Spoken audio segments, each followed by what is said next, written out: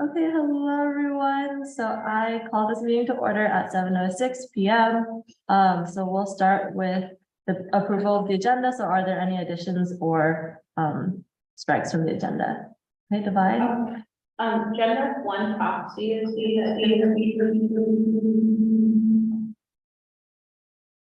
I'm gonna just promote them. Which one? Did you call me more? I think I called on Divine first. Okay, yeah, I'm speaking. Can you strike the bag, please? And then Daniela. Hello, can you add a bylaw change for me, please? It's for the grad rental program, and then I'll also add the link to the bylaw change in the chat. Thank you.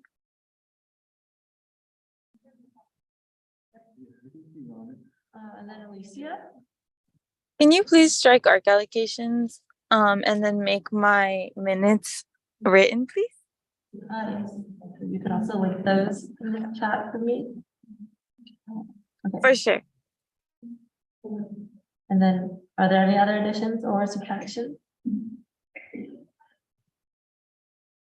Okay, if not, can I get a motion to approve the agenda for this week?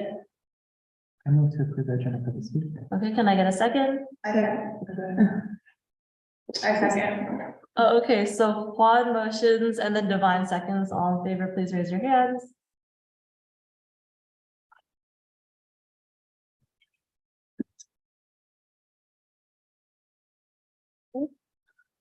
Okay. Can everyone lower your hands? I don't know if Phoebe or Anna is in the meeting. And then all abstaining, raise your hands. And then all against, raise your hand. Okay, with a vote of 9-0, the agenda is approved. I guess, yes. Now we can move on to the approval of the meeting minutes. So I believe Sydney has emailed us all the meeting minutes from last week. So can I get a motion to approve the meeting minutes from last week?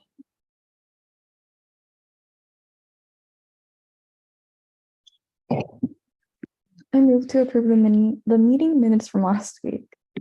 Okay, can I get a second? I second. Okay, Daniela motions, 1 second. All in favor, please raise your hands. You also have minutes from 3-7 and 3-14. Okay. Okay, with a vote of 10-0, motion passes and the agenda for last week is approved. I believe we have other agendas that we need to approve. So the first agenda will be the 3-7-2023 agenda. So can I, or not, agenda minutes to approve? But can I get a motion to pass the 3-7 agenda? I move to approve those meeting minutes. Okay, minutes. Can I get a second? I second. What was it? Naomi motions, Daniela seconds. All in favor, please raise your hands. Okay, with a vote of 11-0, I think someone's joined. The motion passes in the minutes for 3-7. And then I think there's another set of meeting minutes that we need to approve, which is the 3-14 meeting minutes. So I think we approved all of those last week. oh, did we? We approved 3-7 and we approved 3-14 last week. Oh, She's in this meeting. I think she did. Oh, that was her. Then yes, then you're good. Okay, never mind. We're good. Thank you everyone for voting anyways. I think there was a little confusion. But yes, all of the meeting minutes should be approved now. Well, Lisa, do you have a question? Or is that just her hand? No, sorry, that was before. Okay. That's for me. Okay, so now I guess we can move into public comment, where anyone from the public or the UCLA student body can come in and speak. So if there's anyone here for public comment, please raise your hand. I will let you in. Oh yes. Can you start with Chloe? Yeah, I'm just here to ask about the ARC funding. I think that would be Alicia. Is there, Yes, do you have any questions? Um, yeah, so I'm just wondering when's the allocation of that? Since we applied like earlier last quarter, yeah. Just want to know when's the location.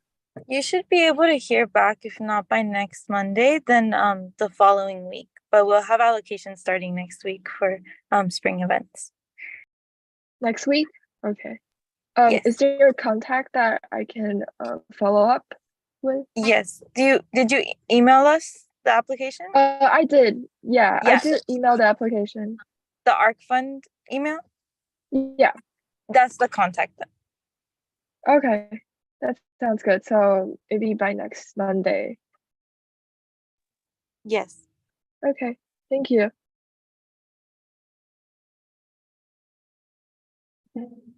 is there anyone else here for public comment if that was addressed? And there's no one here in person. Okay. Okay, so I guess I'll close public comment right here unless, or Chloe, I think your hand's still up. Do you still have anything? Okay. Okay, so I'll close public comment at 7:13. So now we can move into funding. So the first thing is capital contingency for Josh. Hi, everybody. I hope you're doing well this week. For capital contingency, this week we had a request of $300, and we recommend an allocation of $300 for one USAC entity. I'll put that in the chat right now and happy to answer any questions on this as well.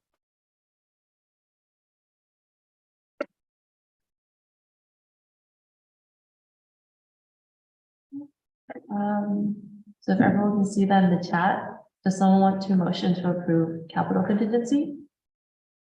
I move to approve capital contingency. I second. Okay, so Naomi motions and Juan seconds. All in favor, please raise your hand.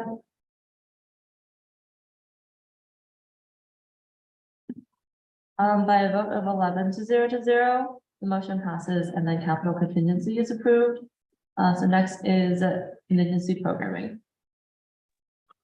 So for this week, we had a total request of $30,055.31, and we recommend an allocation of $9,013.89 for 30 non-USAC entity related events. Happy to go into any details on these specific allocations, but do note as the year wraps up, contingency funding, SGA had a accounting issue. So we were told we had slightly more funding available than we actually did as a result of this. It wasn't too big of a difference, but as a result, we will probably be wrapping up the contingency fund within the next week or two, not inclusive of this week, but just a heads up there. Happy to talk about that as well if need be. But I'll put this week's allocation on the chat right now.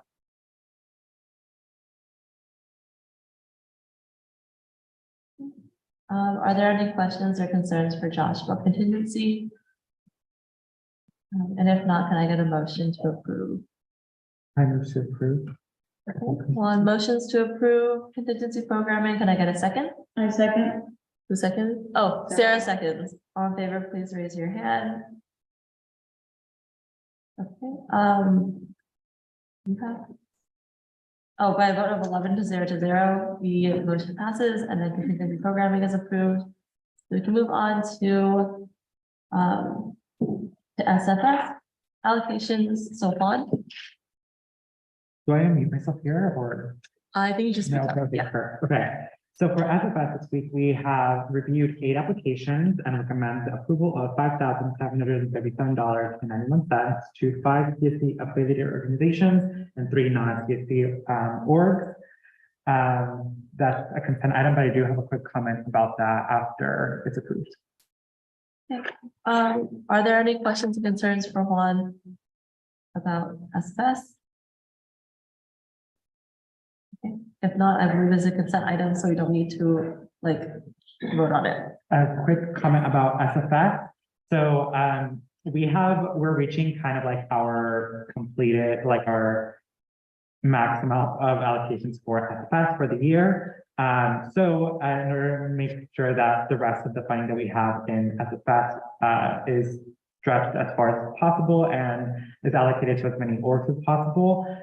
We are prioritizing applications that directly request funds for direct service, applications that request funding for retreats or staff development and volunteer appreciation are not currently a priority, but are still going to be considered as they come. So please still apply. We will ensure to point you to other funding bodies. If not, if you specify that no other funding bodies can fund your application, we will consider it for SFS funding. But we are reaching kind of like the max amount of our allocation for the year. So please be conscious of that for anyone listening to council. Okay, perfect. Thank you so much, Juan. So now that we're done with SFS, we can move on to SWC programming fund allocations. So if Anna is here, oh yes.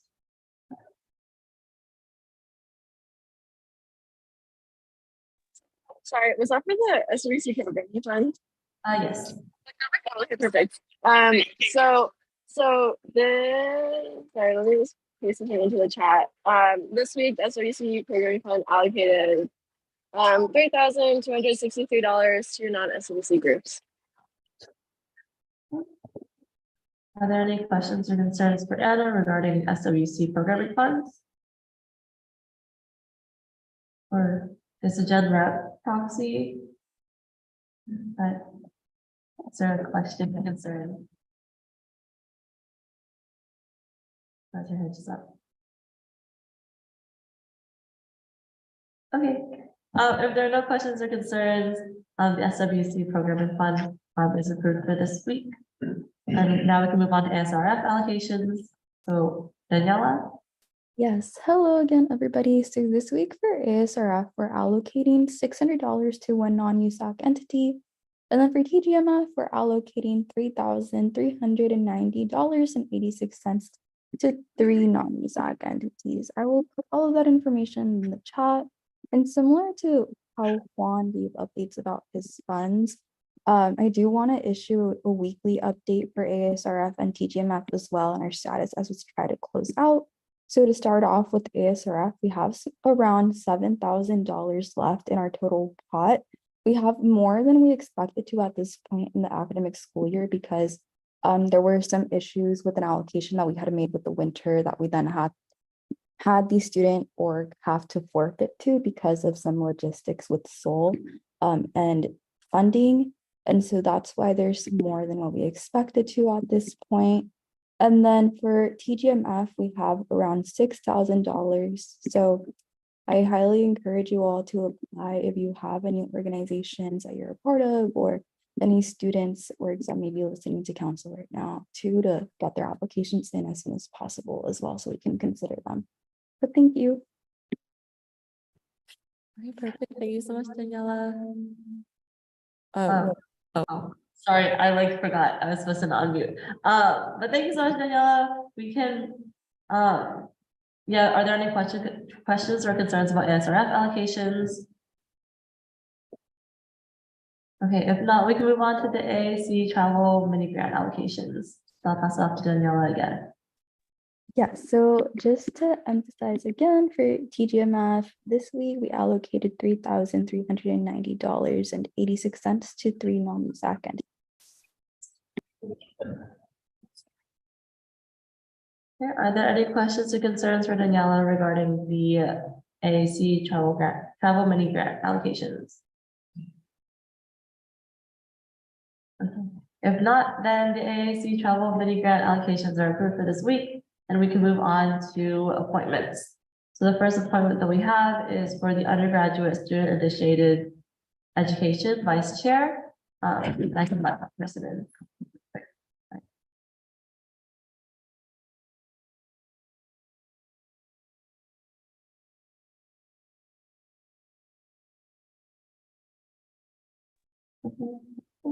So I guess a little recap on how appointments work. So our appointments will have a 1-minute introduction, and then I'll open up the floor for council members to ask any questions. So definitely council members, if you have any questions for this appointment, please speak up and ask your questions, and then you'll have 1 minute to conclude your interview with anything that you haven't said yet that you think we should know. And then I will present the ARC vote, and then we will all vote on, and then council will discuss, and we will all vote on the appointments. So yes, hello, welcome. Hi, thank you, Yeah, guys. thanks for being here. You want to go into your 1 minute introduction? Okay. Hi, everyone. My name is Hassan. I am a MCDB third-year major. I transferred last year. I applied for this vice chair position for USIE. I believe that I have in the past some experiences with successful designing and facilitating programs that engage and empower students. For example, I was a part of committee in Sacramento for a nonprofit that worked internationally for women empowerment, and it was basically promoting social justice and gender equity. And as a committee member of this private nonprofit in Sacramento, I was worked to empower with women internationally. We would approve grants that we would get internationally, getting funding directly from government officials of Sacramento. And this valuable experience gave me a lot of insight about fundraising, also taught me about effective marketing and strategic financial planning, collaborations in achieving organization goals, also helping develop understanding of challenges and opportunities that arise when designing and implementing student-centered educational programs. So I was leading a fundraiser team there that was specifically for during the Corona peak time. It was specifically for the domestic violence women in a city next to Sacramento. And we were able to raise all of that with help from the government officials as well as from the public. And moreover, I believe that my experiences and skills align perfectly with the expectations from the vice chair position. I am excited to work with the team and create a compelling marketing tools that promote USIE and engage with potential students. I am confident in my abilities and furthermore, I would be eager to represent USAC by contributing to the success of USIE's agenda and future goals. So thank you. If you guys have any questions. Perfect. Thank you so much for preparing that 1 minute introduction. Now I'll open up the floor for council members. If you all have any questions, please unmute and ask. Tyra. Thank you so much for coming, Hassan. Or I think you just mute and then just speak. It's Okay, so thank you so much for coming. You're still unmuted. Okay, you're muted. you want to come up here, like speak, because I think that's the microphone, right? Okay. Yeah, the mic should be in that little owl thing. You hear me now? Okay, yeah, that works. Okay. Thank you. I don't know where to look. Thank you so much for coming to council. I'm actually in USIE and there aren't a lot of Black students engaging with the program. So I wanted to see what were your thoughts on like increasing racial diversity in this honors program and how will you ensure that it gets out to the general Bruin community? Absolutely. It was one of my things that I would like to add to the whole program. I would just list a couple of those. One of those would be increasing diversity among the faculty members, faculty mentors, which would definitely include some members from the Black community, which I believe that USIE faculty mentors play a critical role in guiding and supporting students, student facilitators. This increasing diversity of faculty mentors would help ensure that the program's leadership reflects the diversity of the student body and promotes equity, as well as I would also like to broaden the scope of the program. Like currently USIE is only available for it's for the juniors and seniors only.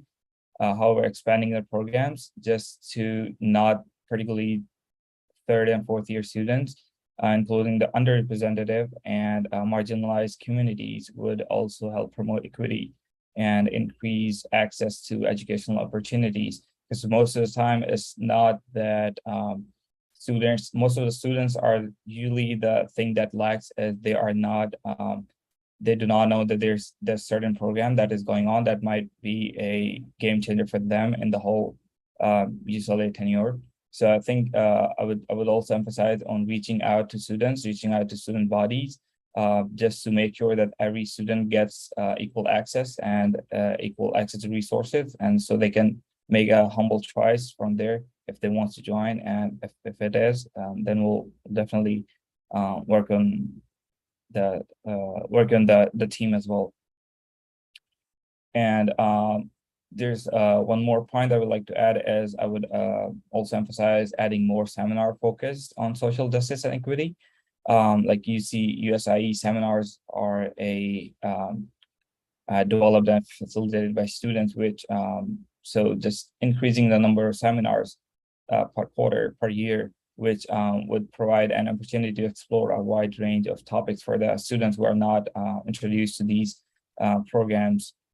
And it will also help promote more inclusive and diverse curriculum, which I think would be a beneficial for the whole, not only USIE, but the whole student body that is involved in it. Hope that answers the question. Thank you. Yeah, thank you so much, Hassan. You can move on to our next question. It's Sarah, I believe, or if you want to come up here. Yeah. So I just have to speak here. Yeah. Okay. Thank you for coming, Hassan. Thank you for coming to our council meeting. I just had a question for you. What do you think, or what qualities do you think that you have that would make you the best suited person for this role, and how will you use those qualities as the vice chair for this committee? So I would like to start from the I'd say I have some good observation skills, which also we can call this foresight.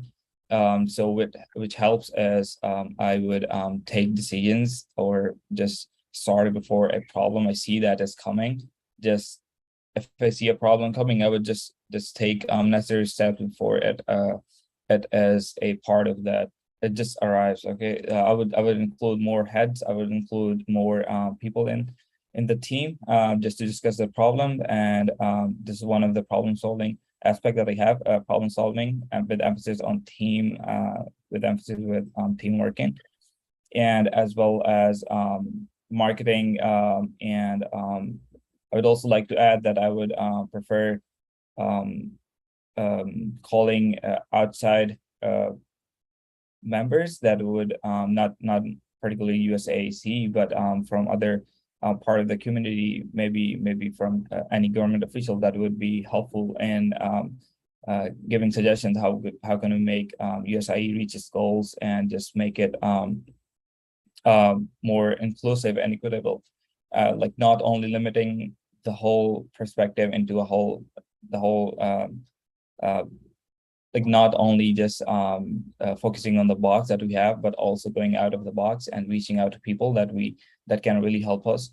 I think that is one of the bigger aspects that can help us prepare us for more leadership programs or roles for the students, and as well as inclusive. Apart from that, I'd say that I am a really good, I can portray what I have in my mind. Communication skills do play a role. I am a bold communicator, so I would really emphasize that part of me as well. And yeah. Perfect. And now we can move on to our last question, Niobe. The one and only. Okay, so my question is pertaining to like the undergraduate student initiated education application closed yesterday night, I believe. Given this unique position that if you're appointed into, how do you think you're gonna be able to follow through with some of the changes you want to make? Okay, as in the deadlines, or as in just Well, given that the deadline's already passed, like how do you think you're gonna be? How are you gonna take that? Like having that knowledge, how are you gonna implement any of your changes? How are you gonna tackle that? Okay, so since I definitely am just a newbie in here, so I'll definitely contact the seniors or the people who are a part of the program as well, that are part of the program before me. I would definitely seek help from them and yeah, propose my. If the deadlines pass, I believe there's going to be deadlines in the future as well, so we can just wait on that if it's the only choice available. But I'll try to reach out to people and see if there's any way that we can come across these things and just add these certain agendas that I really think that would play a good role in just in transforming USIE for better. So yeah, so it'll be more of a What? team. Or does she have an external? She has an external one, right? I think. Yeah. Thank God.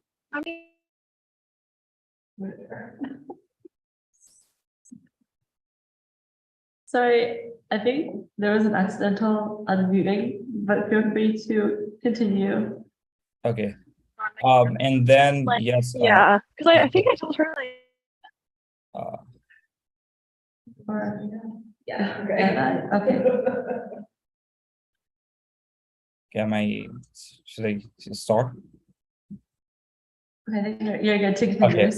Yeah, so and then reach out to the people that are already part of the program, and reach out to mentors that are really I think they might be able to make room for certain aspects in their courses, maybe as a whole, just to have a team meeting for USIEs and see what we can do, and we'll go from there. Perfect. So if there are no other questions from council members, you can move into your 1-minute concluding statement. Okay, so conclusively, I'll first start with thank you for the opportunity for the interview.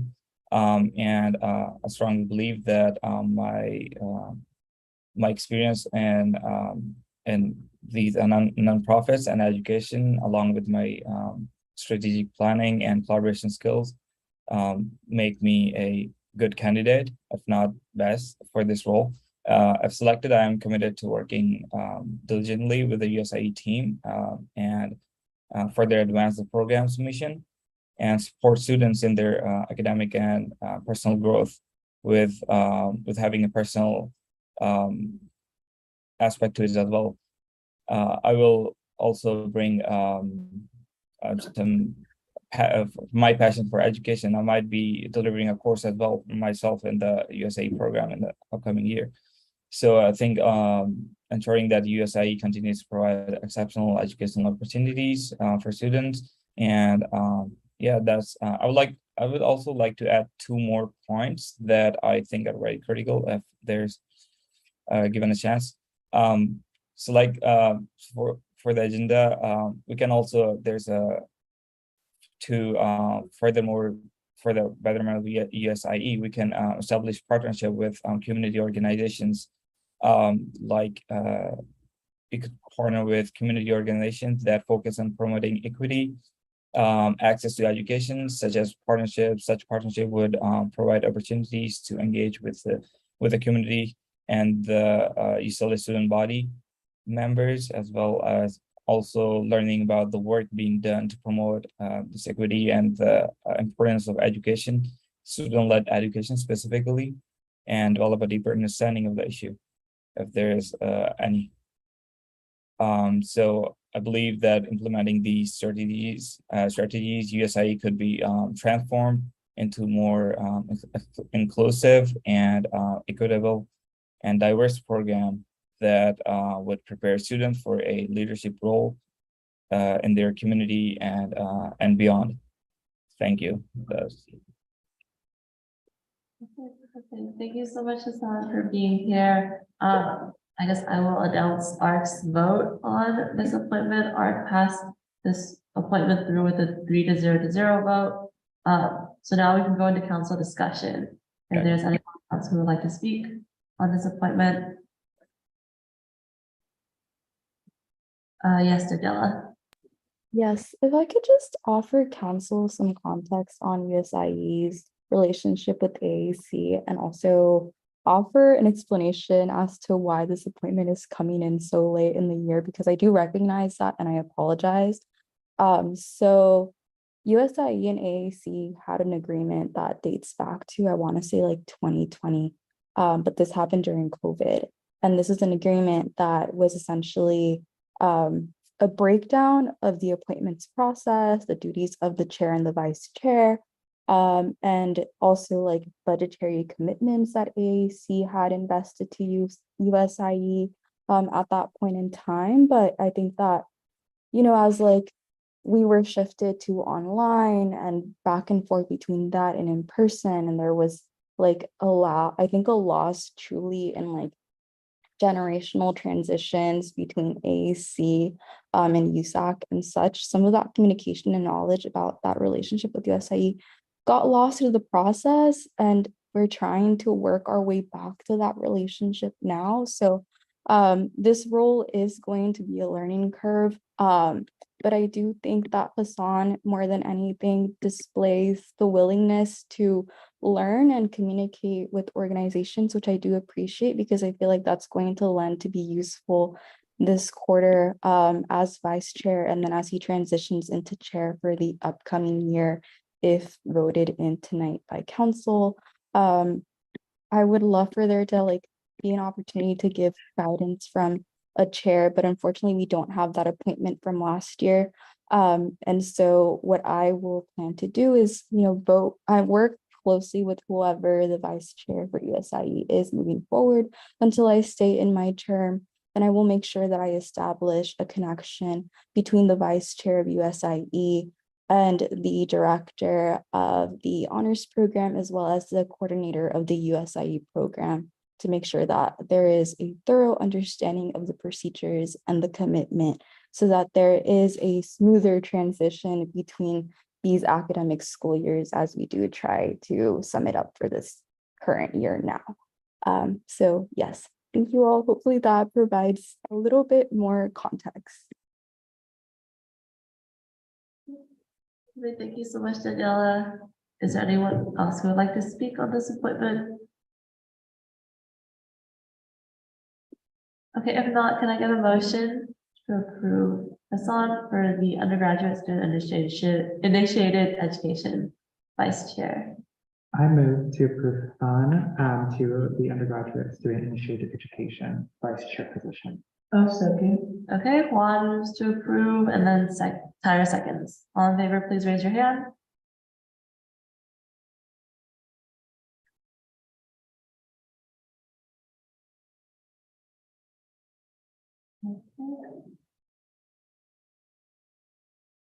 Okay, everyone lower your hands.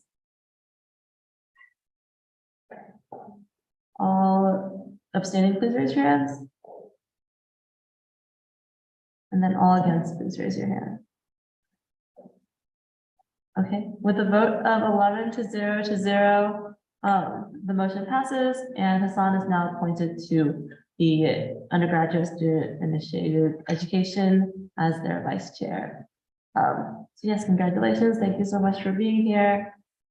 And we can move on to our next appointment. Thank you guys. Appreciate it. Can we call Mila? Mila, oh yeah, I think she's after Evan. Okay, so we can move on to the next appointment, which is the Green Initiative Fund. And we have Evan here to interview for this position. So as usual, we'll have the 1 minute introduction, and then I'll open up the floor to council members to ask questions, and then you'll have 1 minute to conclude. So I'll pass on to Evan for his 1 minute introduction. All right, fantastic. Just first off, thank you guys so much for having me. It's an absolute honor. My name is Evan Curran. My pronouns are he, him. I'm a second-year public affairs major, and I'm applying to the Green Initiative Fund. I think my interest in the Green Initiative Fund has really always been there. It's always been about sustainability. It's about how can we improve the built environment to have a more sustainable and more equitable future. I think my interest in TGIF and the reason I really want to join this committee was really piqued after I read a Daily Bruin article that outlines some of the shortcomings that the funding allocations is currently facing. I've had a lot of discussions with Phoebe. I've had a lot of conversations with the rest of the FAC team. And I really want to get involved to see, on this committee, how can we change to improve transparency and have better relationships with the student body, specifically groups that have been underrepresented in the past. I know from my time listening into all these council meetings that there's a lot of concerns that certain groups of people, especially Black and transfer Bruins, have been left out or not necessarily as involved in the conversations as they should be. When it comes to something like sustainability, it goes incredibly hand in hand with equity. I think that, including and incorporating and lifting up those voices that have historically been cut out of the sustainability conversations is an absolute priority for me. I think that also more generally, increasing that the transparency that we have with TGIF. I think that there can be a lot of confusions, and it talks about it in the Daily Bruin article as well. A lot of confusions about what the definition of sustainability is within TGIF. How can we make that definition more clear? How can we include and make sure that people know exactly what they're applying for, and really just help out and kind of clarify some of those confusions that I think people have with the funding body, what it could be spent for, and what the specific sub-programs are for TGIF as well. I think that the other big issue with TGIF, or the big thing that I'd want to work on, is having follow-up and making sure that we have long-term sustainable relationships with the organizations that we collaborate with. We allot a lot of money to different organizations, but only about 40% of it is actually being spent in any given school year. I think that the way that we correct that and the way that we ensure that more sustainability projects are being used and that we do use the full funding that we've been given is by having consistent check-ins with different organizations and making sure that we have maintained long-term relationships with them and are just more there to be a sustainable and a helpful source as they navigate this process. It can really be very confusing. I think that my experience as a director in USAC, I've managed a lot of budgets, I've planned events, collaborated with a diverse group of stakeholders, and I've formed really broad coalitions. I've worked in Divine's office, I've worked in the EVP office, and I think that I've gained a lot of the skills necessary in order to meet this particular challenge that TGIF faces. I can also talk about my experience in the neighborhood council. I'm on the Northwestern Neighborhood Council. I'm actually the transportation committee chair. And again, very similar things where it's a lot of skill sets with working with a diverse group of coalitions, forming very long-term relationships and, addressing these complex issues and making sure that they're communicated to the public in a more clear and concise way. I've really been motivated to be in both organizations because of my commitment to the environment and my desires to enact these changes. And I hope that TGIF can be another funding body or another body where I can continue to promote equitable and more sustainable future. So yeah, thank you all so much. I'm excited to field some questions. Perfect. Thank you so much, Evan, for being here. So I'll open the floor up for council members who have any questions for Evan. Okay, Sarah. Oh, yes. Hi, Evan. Thank you so much for coming to council. We really appreciate it. I guess I had 2 questions. One was I was just wondering if you could expand a little bit more on how you plan to uplift the voices from marginalized communities within UCLA through the TGIF fund, and sort of like just go into more detail on that. And then you sort of explained it in your spiel, which was lovely, but could you expand more on how you hope to accomplish the goals that you outlined and like, so what is, or just how you hope to accomplish the goals you outlined, the other ones as well. Thank you. Yes, definitely. Those are great questions, and I'm very happy to expand upon it. So kind of addressing that first thing, how do we, address and get out to marginalized communities? I think when we come to sustainability, it's about a long history of practices and choices that we've made that, really compromise environmental justice and do really put, especially, low income and communities of colors in very difficult positions. And, we have these historic choices. I think in Los Angeles, you can find so many different examples of how, the built infrastructure, the way that we've made these investments have really disproportionately affected, those communities. And I think that you still see those transitions and you see that, lack of representation within UCLA and within those UCLA advocacy and those funding bodies. So I think that the most important thing for me is definitely maintaining strong relationships with groups like the Black Bruin Resource Center, the Transfer Resource Center, and, having those strong relationships and seeing exactly what they want. I'm not Black, I'm not a transfer student, so I don't understand what those, needs are and what the specific needs of the community are. I think that it's about uplifting and listening to those voices to make sure that they're included on all steps of the conversation, that we specifically target those groups and make sure that they're feeling extra supported and can have as many resources as they possibly need to make sure that they can, address some of these historical inequities that still perpetuate to this day. I think kind of, the other conversation about how do we have better transparency. I think that's definitely, another really big issue that TGIF does kind of face. I think that one of the ways that we could do that is by having more clear examples of what, the funding could be used for. I think that there's a lot of confusion sometimes about what specific, aspects of sustainability is, especially when we have things that are more, I guess, like indirect sustainability, which I think is becoming much more common that people, apply for, whether it's things like, you're applying for dining and it's going to be sustainable dining options and you're trying to get TGIF budgets for that. So I think having more clarity about where are some of the specific routes that you can get funding from and, some of the subsections too as well, we have infrastructure projects versus, more general TGIF funds, big, like capital investment projects. So just kind of having more clarity upon where those funding sources should look like and more examples of what, those funding should look like. I think that's all really important. I also think that with transparency, having better transparency with the student body could be things like transparency reports.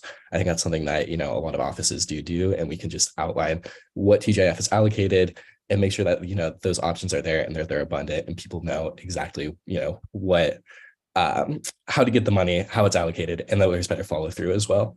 So yeah, hopefully I answered all of those questions. Let me know if you want me to expand on any of that. For sure. I think the next person is Tyra. If Tyra, you want to come up for yeah. Okay. Thank you as well for coming to our council meeting. I still don't know where the camera is. I don't know where I'm looking, but this. Yeah. Okay. I did want to ask, because I'm involved in ASU, I'm a representative of the Black Maroon community, and historically the TGIF fund has allocated around $40,000 to $50,000 to the Runway Council. And I know that the roots for that is a result of the Black Lives Matter and a lot of the police brutality that Black people have faced throughout the country. I don't know how it got to that point, but I just know that the TGIF has been used in the past to support the Runway Council. So I just wanted to hear your thoughts on that. And I hear you saying a lot about clarifying what the fund can be used for. How will you work with these different Black organizations to make sure that we can still have access to that fund, considering there will be that parameter of sustainability? Yes, definitely. I think that it's really important. We're currently facing an issue where a lot of this funding isn't being allocated.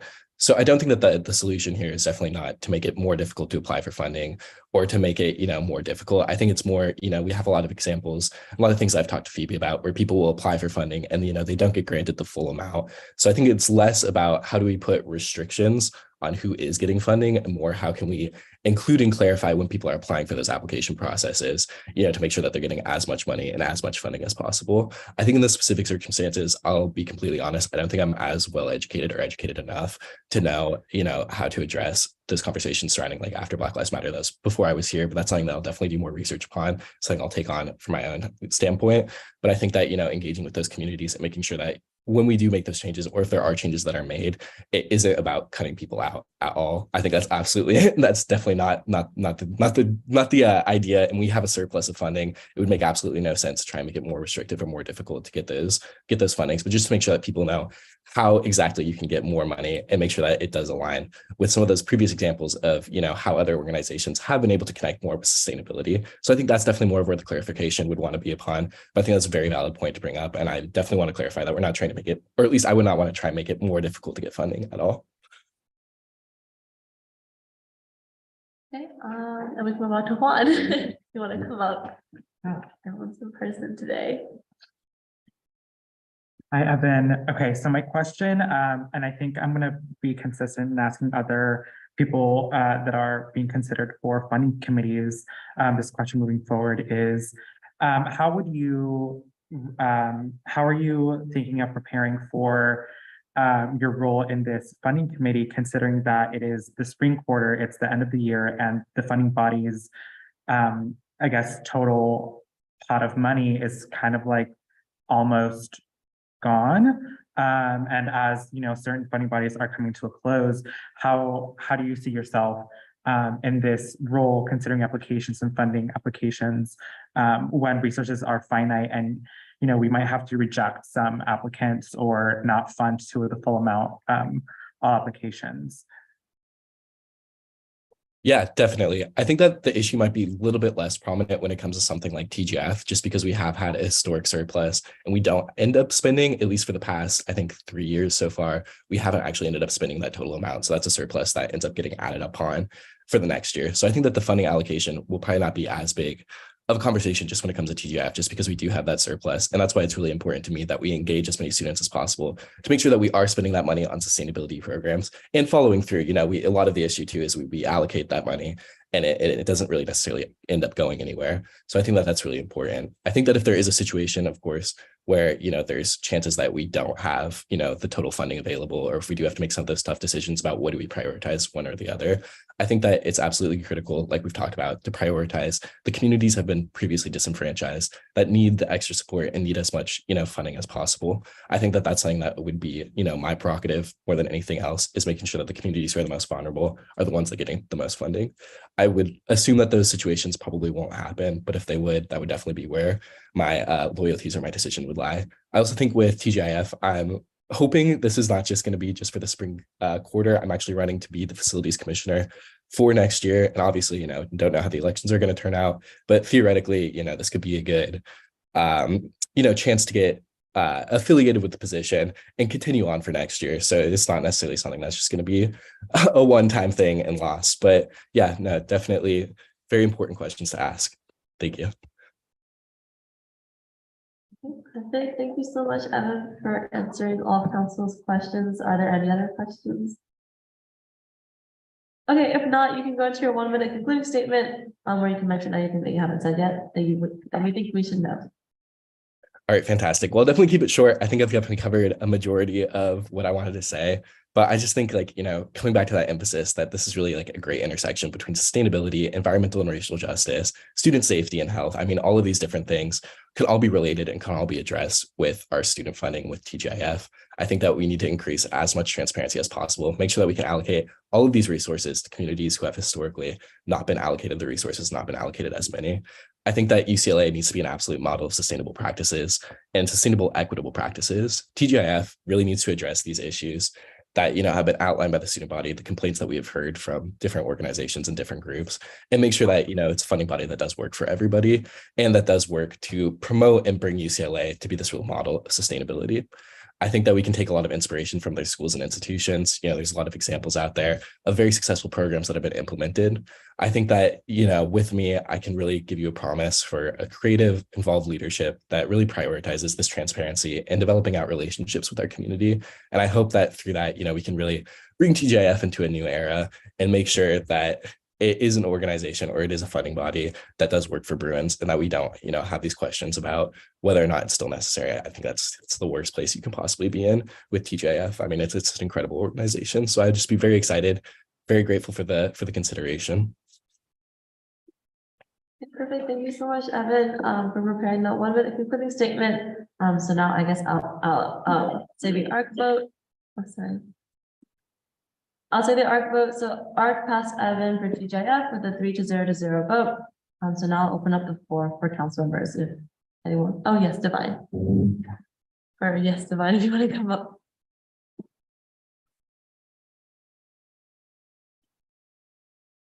Hello. Obviously I'm coming up here to say good things about Evan. I talk about him every single week when I give updates. He's not only an amazing director, but he's an amazing leader, and I'm so excited to see what things he does next year. And in this role, I know the ideas he has, he's not just talking just to talk. He is actually going to implement them and genuinely wants great change. So I'm excited to see what you do, not only even at UCLA, but in the future. You know, I adore you. But yeah, highly recommend him for this position. Yes, thank you. Perfect. Thank you so much, Divine. Is there anyone else? Can I go on? Oh, yes, maybe. Hi, everyone. Thanks, Evan, for applying to TGIF. We definitely need some fresh energy to the committee. Not that we're like not doing work, y'all, promise. But it's nice to have someone like come in at the end of the school year that is ready to make all of these changes that could also like lead into next year as well. So excited to have somebody joining the team that's really passionate and has great ideas like Evan. Alicia. Hi, I'll keep this short and sweet, but I really enjoyed your answers, Evan, to some of the questions that my fellow council members asked. And I really appreciate how you kind of invited this idea of reshaping what sustainability means, especially in a cultural sense, and in a non like academic or formal like understanding that is just very mainstream. So I really appreciate that, and I second what Phoebe said. I really felt your fresh energy. So thank you. Okay, thank you so much, Alicia. Are there any other council members? Okay, if not, can I get a motion to approve Evan for TGIF? I move to approve Evan for TGIF. Okay, Sarah moves. Can I get a second? Oh, 1 second. All in favor, please raise your hand.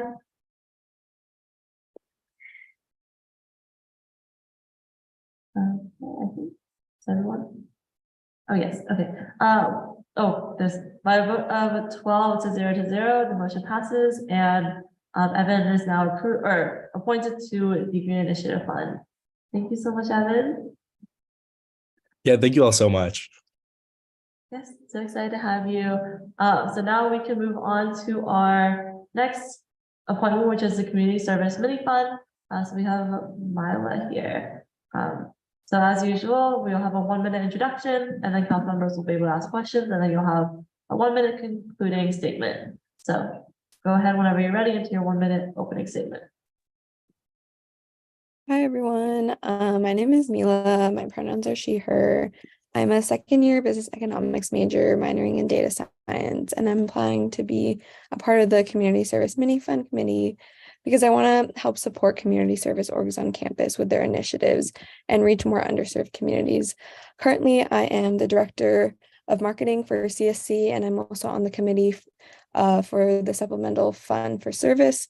So I do have experience going through applications and deciding on where to allocate funds and where those funds will make the most impact. And being a part of that committee, I've really enjoyed reading through the applications and learning more about what other community service orgs on campus are doing and some of their initiatives. And I want to make sure those funds and the CS mini funds get equitably allocated to various clubs on campus and reach as many clubs as possible. I'm also a part of the CPO as a basic needs coordinator. So if I end up joining the mini fund, I will be representing CPO. And there I work to reduce food insecurity by managing our food closet and basic needs lounge.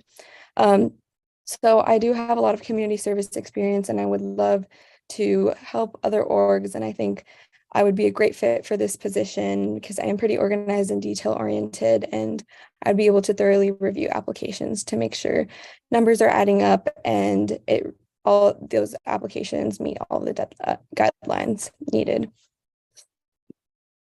Okay, thank you so much. So I will open the floor to council members who have any questions. Please raise your hand. Okay, Juan.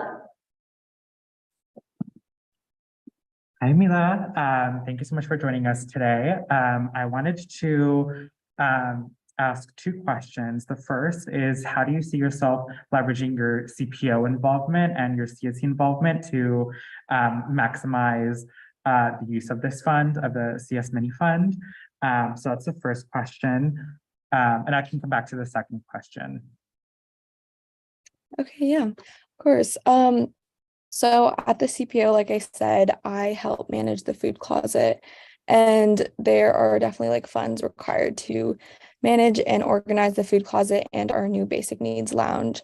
And I think as I work with my colleagues, we're the ones ordering the food and working with the budget to, stock the food closet and make sure the basic needs lounge has toiletries and other things students might need on campus.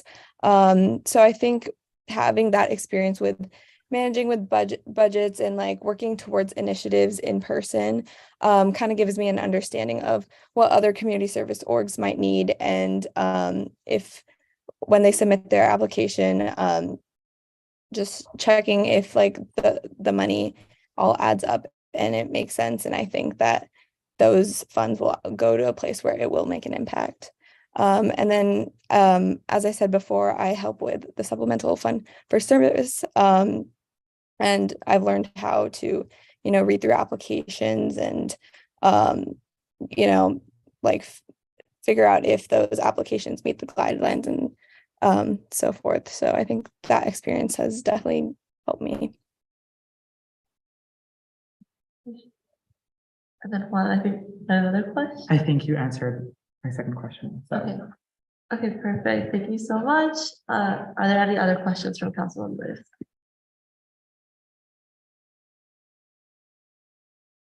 Perfect. Sarah, do you want to come up or? Yeah. Hi, Mila. Thank you so much for coming to council today. We appreciate you taking your time out of your, I'm assuming, busy schedule. I guess I don't know if this directly applies to the CS mini fund, but some of the struggles that we have had this year with funding bodies is just giving like across the board is just making sure that students are receiving their funding in a timely, prompt manner. So as a member of as a potential member of the CS mini fund, how do you think your role will play into ensuring that students are getting their funding in an expedient way? Right. I think first of all, just making sure that we can make sure our applications are all in time when we meet, because I know we meet once a quarter to review those applications. So making sure that we're reaching out to all student orgs and those applications are there in time. So when we do meet, we can go through them quickly. And then moving from our meeting and once we decide where to allocate those funds, I think, submitting those recs and just being on top of, allocating those funds immediately. And then also just reaching out to those orgs that we do allocate the funds to, checking in and seeing if they get the funds, and also checking in with USAC and where we do get those funds from to make sure those banks, those transfers are going through. Perfect. Thank you so much. And then are there any other questions from council?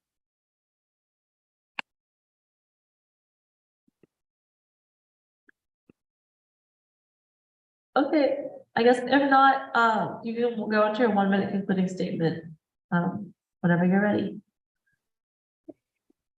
Thank you all for having me today and taking time out of your meeting to speak with me. Once again, I think I would be a great fit for this position because I have experience allocating funds and also hands-on experience with community service work and what it takes to plan and facilitate successful initiatives. Along with being part of CSC and the CPO, I'm a part of Project Rishi, which is a South Asian community service org that supports a rural village in India. And there I also help with hands-on initiatives, and I understand what funds are needed, and hopefully my experience will help me as I allocate funds in the CS mini fund. And I also just want to support my community and the community service orgs on campus and make sure they get to serve the underserved population. Thank you. Perfect. Thank you so much for being here. And okay, I will announce our vote on this appointment. So we voted to pass Mila's application forward with a 3-0 vote. So now I'll open it up to council for council discussion. Yes, Juan. Yeah, so just a few comments on Mila. Mila is part of CSC and she has really shown so much leadership growth this year. At the start of the year, Mila started off as a committee member supporting our kind of local / CSC specific initiatives. And she applied to be the marketing director and step up for that position opening. And she got the position, and she has shown so much initiative in stepping up and supporting CSC, which has not only given her a lot of opportunity to understand the community service work that CSC and other projects under CSC that they're doing, but as she mentioned, she's part of SFS, so she's definitely stepped up and filled in gaps in CSC, which I'm really thankful and proud that she has done so, because she's provided so much amazing perspective and assurance that the work is going to get done. Now, as for readiness for this position, I also want to highlight that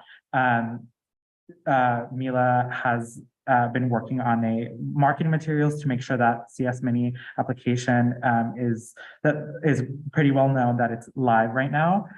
She has also been working closely with Sharon and which is the CS Mini chair, and Jeffrey, which is also the CS Mini general member that represents CSC, to basically do in preparation for, if she does get appointed, review emergency applications to make sure that funds are made available to certain organizations by April 22nd. So Mila has definitely stepped up and had so much passion for all of this work, and I'm really excited for her to potentially be voted in today. Perfect. Thank you so much, Juan. Now, Anna. I'm so sorry about the whole unmuting earlier. Mila, glad that you're here and that you just have a lot of really great experiences and I feel like good judgment when it comes to allocating funding to different entities, especially with your background and experiences in community service and this service space on campus. I think that you're doing a great job, and I hope that you use the skills that you've demonstrated in countless other organizations to apply them to the CS England. Okay, perfect. Thank you so much, Anna. Are there any other council members who would like to speak? Okay, if not, can I get a motion to approve Mila to the Community Service Mini Fund? I move to approve Mila to the CS Mini Fund. Okay, Juan moves to approve. Can I get a second? The second? Oh, divide seconds. All in favor, please raise your hand. Okay, with the vote of 12 to 0 to 0, the motion passes and Mila is now appointed to the Community Service Mini Fund. Thank you so much for being here. Thank you. Thank you all. Okay, perfect. Thank you so much. And now we can move into officer reports. So the first one is the president. I don't know if there's anyone proxying for Carl, so we might just have to skip that one.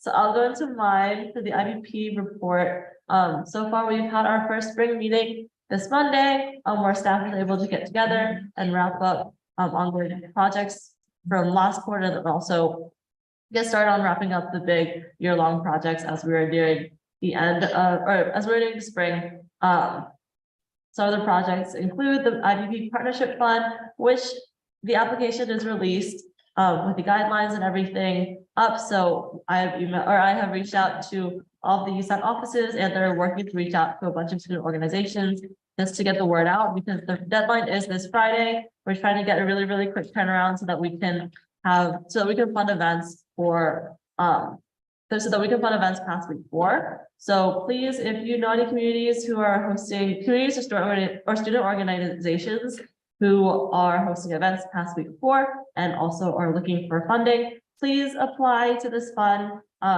We are not sure of how many student organizations are applying because not everyone has their applications in, but we would really love to help as many student organizations as possible on their spring events.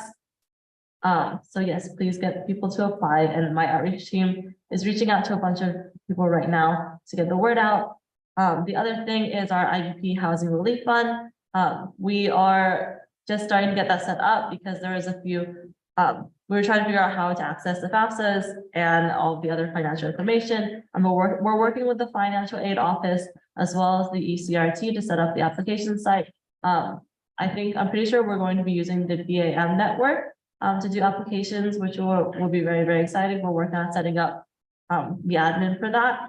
So yes, so if anyone is in need of housing relief, please keep an eye out for this fund, and then also tell everyone about it as well. And then lastly, we just released our winter transparency reports, which are on our Instagram right now. So yes, feel free to please check them out if you're wondering what the IBP office has been up to. But other than that, that should be all for my office, and I'll pass it off to Divine. Go, just speak really loud so they can catch you.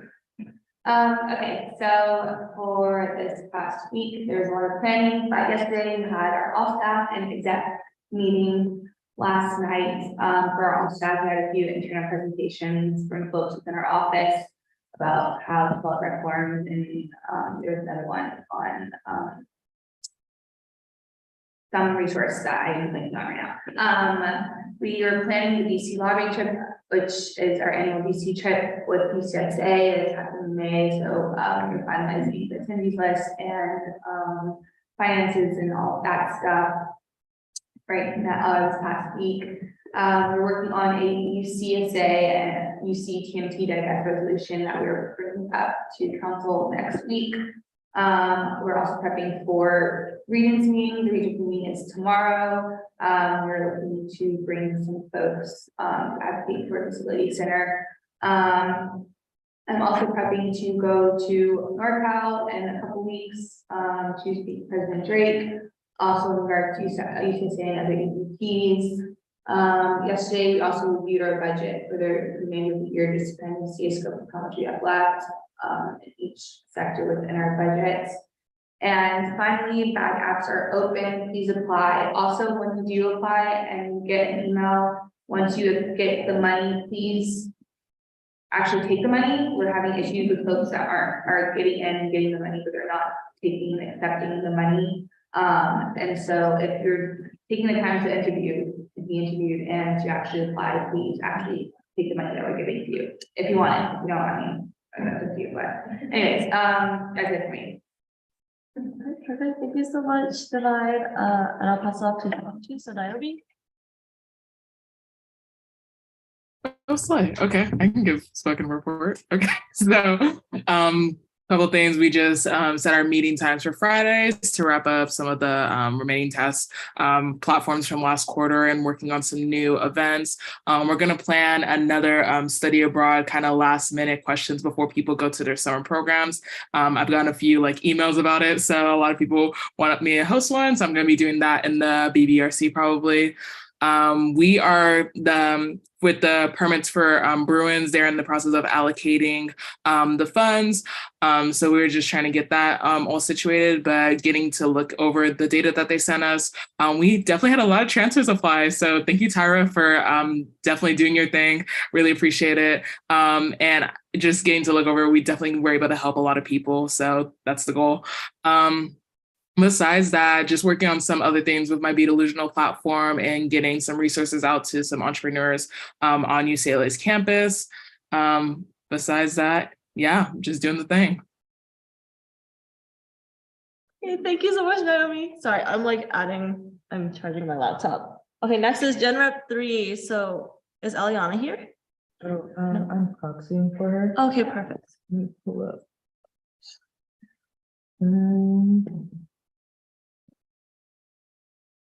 Bear with me. She sent a script. Okay, so she said, "Hi, awesome people. This week, I've been working with the Rise Center and Tyra to organize an event on how addictive features of the internet affect our mental health and what we can do about it. I've also been working on planning the disability peer mentoring program activities for this quarter, including training development, meetings, and everything else we need to do to get the program running. I met with a bunch of awesome people, including Tyra, Simone Anderson, Deborah Gallego, Geronimo Thomas, Naomi Hammonds, Phoebe Mia Ford, and Sydney Shepard to discuss how USAC can advocate for Bunchy Carter and John Huggins. May their memorials be a blessing and a revolution and to be properly memorialized. Additionally, I'd like to point out that last I heard, Graduate Students Association had not even considered the applications of 2 brilliant grad students to be seated on the SAC Board of Governors. If anyone can bring this up with the GSA leadership, I would appreciate it, since undergrads who are using or seeking space in the SAC are affected by this delay. Kudos and thank you to everyone who's kindly worked or met with me all this week, and much love to all. She also said that she's working with Alicia to co-write a resolution on COVID safety and disability rights. And so she said, "Thank you, Alicia, for your excellent work writing this, and Daniela for your great advice and support. And everyone, please vote for the resolution." Okay, perfect. Thank you so much, Tyra, for proxy for Eliana. Next would be Daniela, the Academic Affairs Commissioner. Her report is also linked, but I believe Daniela would also like to share her screen during her report. So that all should be ready to go. Yes, thank you. Actually, to start off, if I could just piggyback off of Ileana's officer report too in regards to GSA's appointments. So Sujana and I have discussed the lack of GSA Academic Senate appointments and spaces, and I know that Sujana has been working on trying to meet with the executive since last quarter from the Academic Senate and also some GSA officers. And so I know that Jessica is in the room right now, and Jessica, you and Curran briefed us at the start of our terms around the appointments process. And I guess I would just like to uplift communicating with GSA and perhaps also us if there's any way that we can support them in filling these seats, because I agree with what Ileana said, that these are very important seats for representation that we would love to have their insight on. But just to move forward with my officer report, I'm sharing a lot of graphics with you all today just to visualize the things that AAC has going on. So I'll try to make it quick. First off, I've been working with the HSI as AAC as part of one of their committees, and in the Retention and Belonging Committee last week, they discussed the student town hall that is coming up on Thursday, April 27th. They're shooting for attendance of around 130 students or more. So I wanted to just put this out there. If you all would like to RSVP, please feel free to do so. There's also a remote option, but for folks that attend in person, there will be dinner served. And some of the topics that I can preview that will be discussed will be the creation of a Latinx Student Center and also ways to engage more students across campus moving forward. And then tomorrow, with the collaboration of Naomi's office, we're putting together a mental health geared event. We're bringing remotely on campus a mental health speaker as part of the continuation of the Decolonizing the Mind speaker series that has been in AAC for a couple of years now, but they will touch on mental health services and the importance of mental health, especially in the context of providing these services to Black students. There will also be a raffle with ASU CLA for swag, so please attend. You don't need to RSVP, and I will also share some details of the Zoom link so that you all, if you prefer to attend and remotely, can do so. And we also just launched the first grad prep materials rental program this week, actually just last night. So if any of you all are looking to get resources for grad school and to prepare for those exams, fill out the application that is linked on this flyer, and we will get back to you super quickly. We're hoping to fully allocate all of the materials by the end of this week. And yeah, I would just really appreciate you all sharing this widely through your social medias and to your friends and folks in your network. And then next week, we have a week-long series of events for the Postgrad Visibility Week. This is also a new event to AAC, and it's basically geared towards creating accessibility to postgrad resources for undergraduate students. To the right, we have an outline of the events that we have planned, but we actually just received, I just received a Slack message like 10 minutes ago that the Career Center had to cancel the original time for a Thursday event. So it's tentatively canceled, but potentially rescheduled. So I will update you on that. And this is one of the events highlighted previously that will be happening next week. And this one has an RSVP link that I just wanted to highlight for you all. If you do want to attend, this event will be remote entirely. And then finally, Books for Bruins, we have the spring quarter application out now. They close next week. So we just encourage that you all try again to blast this on your social medias. And if you all need textbook material reimbursement as well, apply, please do so. We do have surplus funds that were granted to us last quarter that we definitely want to use up and give back to you all. So that is all from me. Thank you so much. Perfect. Thank you so much, Daniela. So now we can move on to our Campus Events Commission. So Giovanna. Hi, so we have a lot of events coming up this quarter, but I'll just touch upon, we have one concert next Thursday in the Kirkhoff Coffee House patio from 12 to 1. We're announcing the artist probably by the end of the week, so keep an eye out for that. And then we have some screenings that we're posting about tomorrow as well for next week, so just keep an eye on our Instagram for that. And just want to shout out, we have an event in collaboration with the Hammer Museum on Friday, April 28th, so in like just over 2 weeks. And this event is open to like all college students in LA.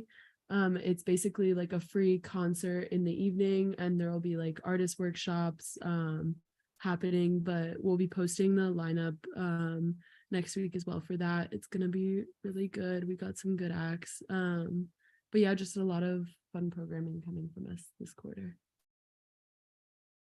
Okay. Perfect. Thank you so much, Giovanna. Now we can move on to our community service commissioner, so Juan. Is Juan here? Yes, I'm over Zoom. I am so sorry. I had to leave because I'm on RA duty tonight, but I have a bunch of updates for CSC. So first, starting off with some of the most important updates, funding. So as mentioned previously, SFS funding, we're reaching our kind of like max allocation for the entire year. So we're being a little bit more strict with the applications that we're considering for funding. So please please don't let that be a deterrent for you for applying. Please apply. The next funding body that I wanted to make a public notice about is the Community Service Transportation Fund. The Community Service Transportation Fund application deadline is Friday of week 3, which is next week. So you have about a little bit less than 2 weeks to apply. This funding body is specifically to fund any transportation needs that your community service organization has. So those are the two CSC specific, but UCLA-wide funding bodies, CS Mini is currently live. We are considering applications that need to be for specific cases where student groups might need funding by April 22nd. We are reviewing applications by the end of this week. So if you, as soon as you submit before April 22nd and make note that you need emergency funding from CS Mini, we will be considering your application. More details to come from the CSC Instagram, so please be on the lookout for that. And then week 4, this is separate from funding, but week 4, we're gonna have a community service town hall happening on Wednesday. This town hall is gonna focus on youth empowerment and will be an opportunity for different community service orgs that work on mentorship, education, and anything related to youth to come and share resources, build solidarity, build coalition. So I'll be sending out a bunch of resources via email and Slack to all the other council offices to help push this out. So yeah, thank you so much. Perfect. Thank you so much, Juan. Now we can move on to our facilities commission. So Phoebe. Yeah, so this week, our Transportation Equity and Access Committee held focus groups with people that participated in our transit pilot. So it was when we applied to TGIF, got a bunch of free transit passes, around like 111, and we invited folks to give us feedback, compensated feedback. And they talked a lot about how like free transit supported them. And I learned a lot from like different like commuter students that commute up to like 2 hours one way to get to campus. They talked about like how having a free transit pass opened up like the number of routes that they could take to UCLA, and like some of them even like talked to me about how sometimes they'll like keep track of like if like a robbery happened in an area, and now they feel comfortable like being able to like take a new route and like not having to like calculate whether or not they can afford the transit fee to like take a bus. That was really significant to like hear those stories and learn from them, and I hope that like their testimonials, when we get their permission, can help with the transit pass referendum folks that are working on that. In fact, they also are preparing a presentation for the Transportation Services Advisory Board. So that group meets around once a quarter. And the spring quarter meeting is going to come up soon and try to, show, I guess, that body that the students really care about transportation and see if we can engage that group better with students.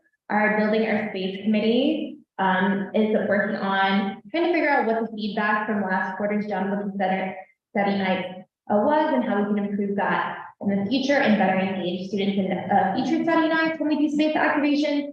We're also looking into seeing whether or not there's other like outdoor study spaces that we can create that are more long-term. So as some of y'all might remember, last quarter we tried to talk facilities management about YRL. Apparently the space that is pretty relatively empty, like rubble, like the balcony is a little too low, like there's a few like logistical challenges with that. So they're trying to find new study spaces. And they're still outreaching with the MSA to see about establishing a more permanent prayer space. The Environmental Justice Now Committee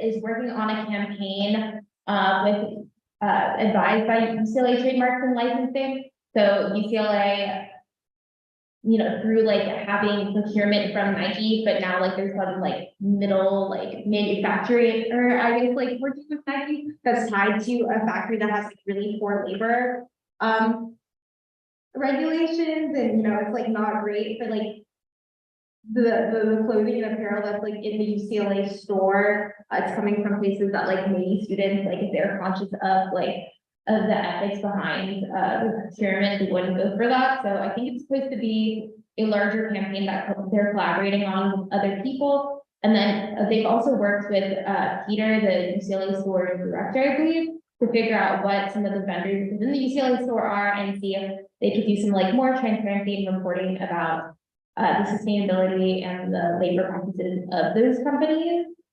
Our Sustainables Committee that is working with the Kirkhoff Coffee House to do the reusable mug program that's supposed to launch this quarter, and then with dining that is launching in fall quarter at Monday for reusable dining ware containers. A lot of our folks like graduated early and like left all of a sudden. So usually that committee has like a bunch of people working on it, but I think there's a couple struggles right now. So if anybody is interested in those kinds of projects, please send them my way. There's a bunch of openings, and I'm sure Taylor, our director on it right now, can use the help. So she does pretty well on her own too, but I think help is definitely, she would appreciate it.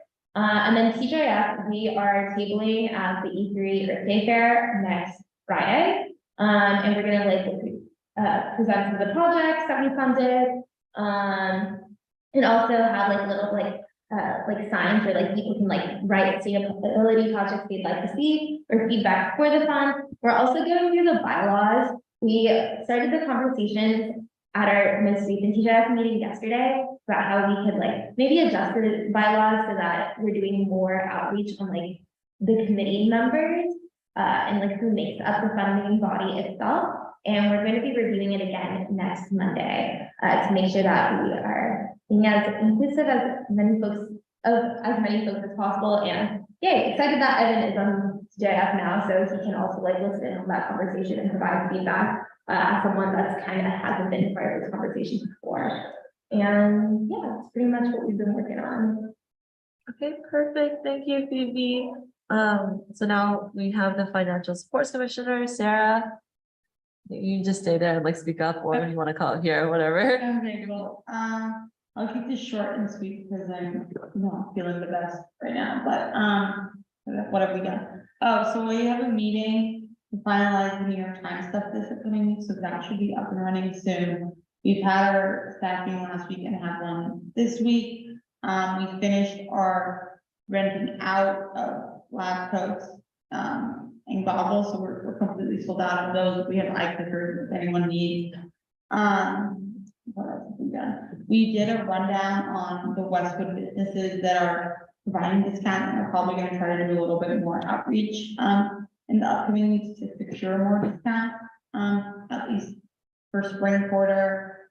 And then we're also working on financial transparency. So we'll probably have another post soon on the FlyCom spending, the contingency spending, and then also we're just doing the oversight, leading the oversight board. And then other than that, we're doing a USAC, like other council members, we're participating in an event on Thursday, in partnership with Red Light, and then also I think we're doing a sustainability thing in 2 weeks. And yes, maybe the conversation is Thursday in Weaver Hall. And I think that is it. I will pass it on to the next person. Okay, perfect. Thank you so much, Sarah. The next person should be the transfer student representative, so Tyra. Okay, my brain is fried. Let me remember. Okay, the first thing is that on Thursday, I'm sponsoring a Black transfer checklist, like graduation party at the Transfer Student Center. We're gonna decorate it like graduation theme. We're gonna have cupcakes and apple cider with blue and yellow sparkly glitter. ASP counselors, so ASP is ASU's retention project. They're gonna come and like talk about their senior checklist that they have, and telling students what they need to do before walking the stage. All students are welcome, but of course it is hosted by Black transfer, so that's why that's the name. But feel free to show up if you're graduating this spring quarter. Next, I'm working with the Armenian Student Association to host their first annual transfer Amid weekend. I'm also trying to work with them to see if we can institutionalize that under DOT so that they can have cultural Amid weekends every year. And that date will be May 14th. We're still in the works of finalizing the logistics. I will keep you all updated. Next, I'm finally close to finalizing my TSR staff. It's been such a struggle working by myself, so I can't wait to have a staff and to have people help me with all these things. So I'm really excited for that. Shout out to my chief of staff and my executive assistant. They're all really lovely. What else? I am also, I also sent out like a survey / flyer, or like a flyer with a survey to help me to write the USAC resolution. I think I sent it to all of you guys via Instagram DM, but if y'all can go to the TSR Instagram and repost that, that would be great. It's a form for both transfer students and Black students, so you can send it to both populations. I'm already getting a lot of feedback on like what students would like to see from the institution and from USAC, so that's really great. I'm also planning the Transfer Unity Week. I'm planning to have that week 6, 7, or 8. If you know any student organizations that would like to collaborate with the TSR office, it can even be any of you. That would be great. It can be any event, to be honest, as long as it's transfer student oriented. So I'm open to ideas. It can be beach days, study halls, any workshops, any of that. So let me know. And then I did have a meeting this past, might have been yesterday. I had a meeting with Jessica and Jonathan and hold on, we're gonna think Fernando. And we talked about how different orgs that I applied for funds could access the funds. So I'm pretty sure that was yesterday. My time frame is off. It was recently. So my brain is fried. I can't really think of anything else. Oh, I am hosting ASU's first annual Pan-African Mental Health Awareness Week. I did send a bunch of orgs to apply for Anna's SWC funds. So I did want to check in with you to see when we would hear back for that. I'm also starting a Black Women Book Club where we're talking about Black mental health and why it's so important for students. So we also applied for the fund for that. And I don't know if you can get like updates on that. You know, she can hear me. Is she even on here? I don't see her, but oh, there she is. I don't know if she can hear me, but I will continue. In addition to that, I have settled on the PTSP and Umoja Anime Watch Party. Just as a reminder, this is the first like cultural collab for both groups. PTSP and Umoja have never collaborated with another cultural org.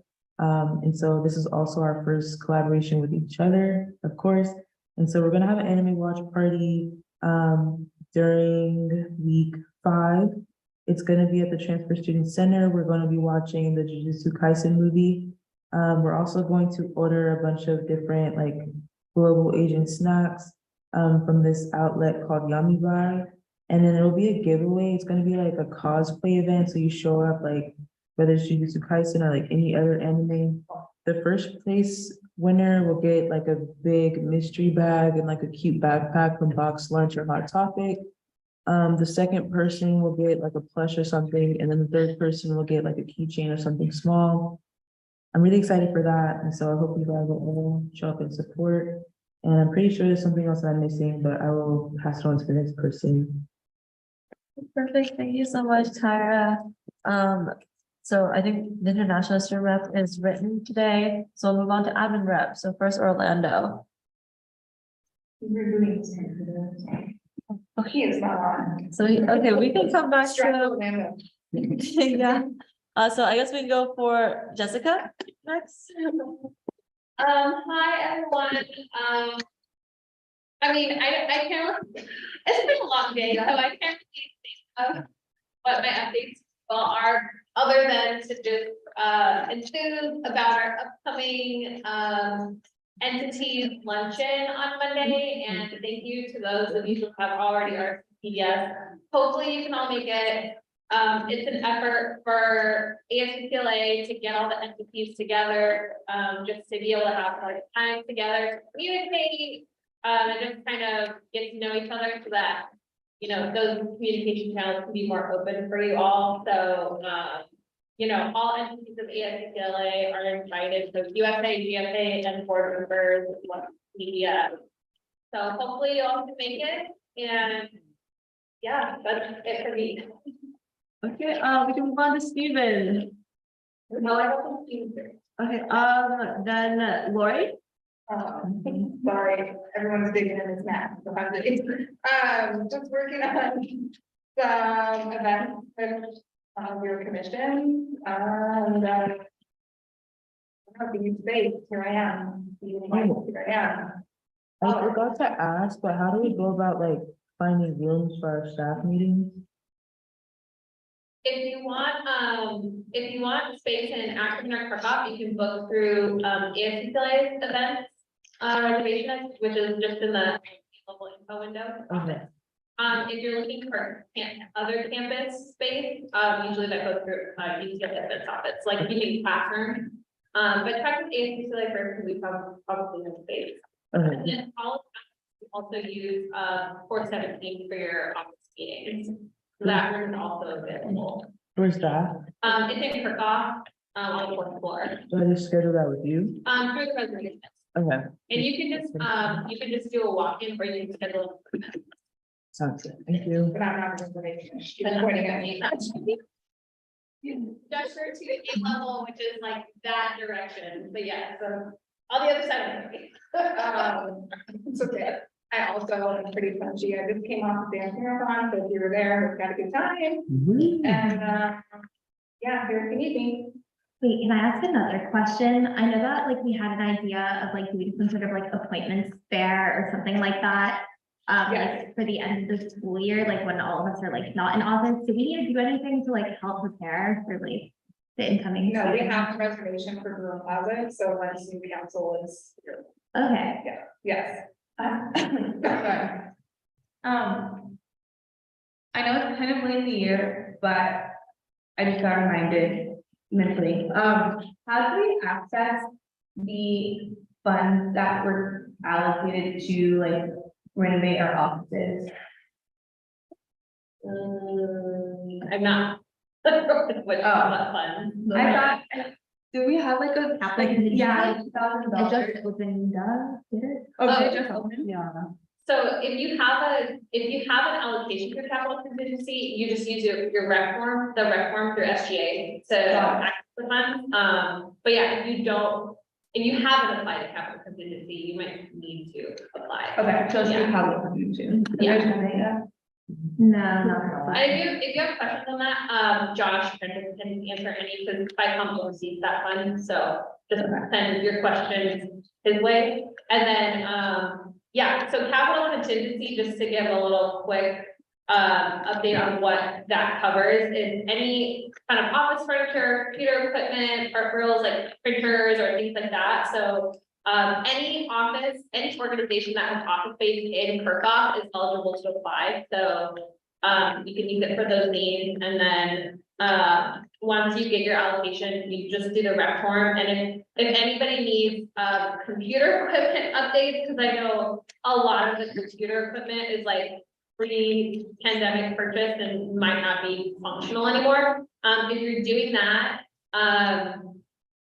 any computer supplies can be purchased through the UCLA store through a purchase order. And then once you do that, we'll help you, SGF will help you like get computer locks, like lock it down to the desk and make sure it's secure and all that. And also help you set it up so that you know, we can get you on the Wi-Fi and the network and all of that stuff. So just keep us posted if you have any needs like that specifically, because there's a little bit more detail that goes into the actual computer purchasing, but yeah, let us know if you need help with any of that. Thank you. Perfect, thank you so much, Jessica. Now we can move on to Jonathan. Okay, hey, hi, hello, everyone. Hope your week is going well. It's week 2. I just have a couple things here. So I see on your agenda a little bit later, you're going to start talking about transitions and such. We've been doing the same in ASUCLA regarding transitions and the new council trainings. So we wanted to get some direct student feedback on our historical trainings and what you think we should be implementing for the incoming council. What you would have, you know, what you would have benefited from, new ideas you've got, all that kind of stuff. So I have a little form that I'll drop in the chat here, and I'll email it to you tomorrow also. And it's just pretty low key, answer what you want. There's 2 sections. One is on the trainings that we do, and the other is on transition support. If you would also like to talk about this in person instead, feel free to schedule a meeting with me, and we'll get that on the books as well. My Calendly is on the form also, or just shoot me an email. Yes, so there's that. And then one of our student staff, Jack, wanted me to remind you all that he sent the transition form as well for your all's office. And just a reminder to either attach if you have a different separate document, you're not going to use the form, attach those documents and submit. Otherwise, to go through that form and submit that when you can, so that we can make sure that that information gets passed over to the next council. Anything, and that's it for me, unless anyone has questions. Okay, perfect. Was Orlando able to reconnect, or okay, I guess we can just skip him for this week. Strike Orlando from the agenda. Yeah, just strike him this week. I'm so punchy, I'm so sorry. So now I guess we can move into new business. So the first thing is the resolution, and I think we see it there. The resolution to mandate masking, and the 5-hour booster.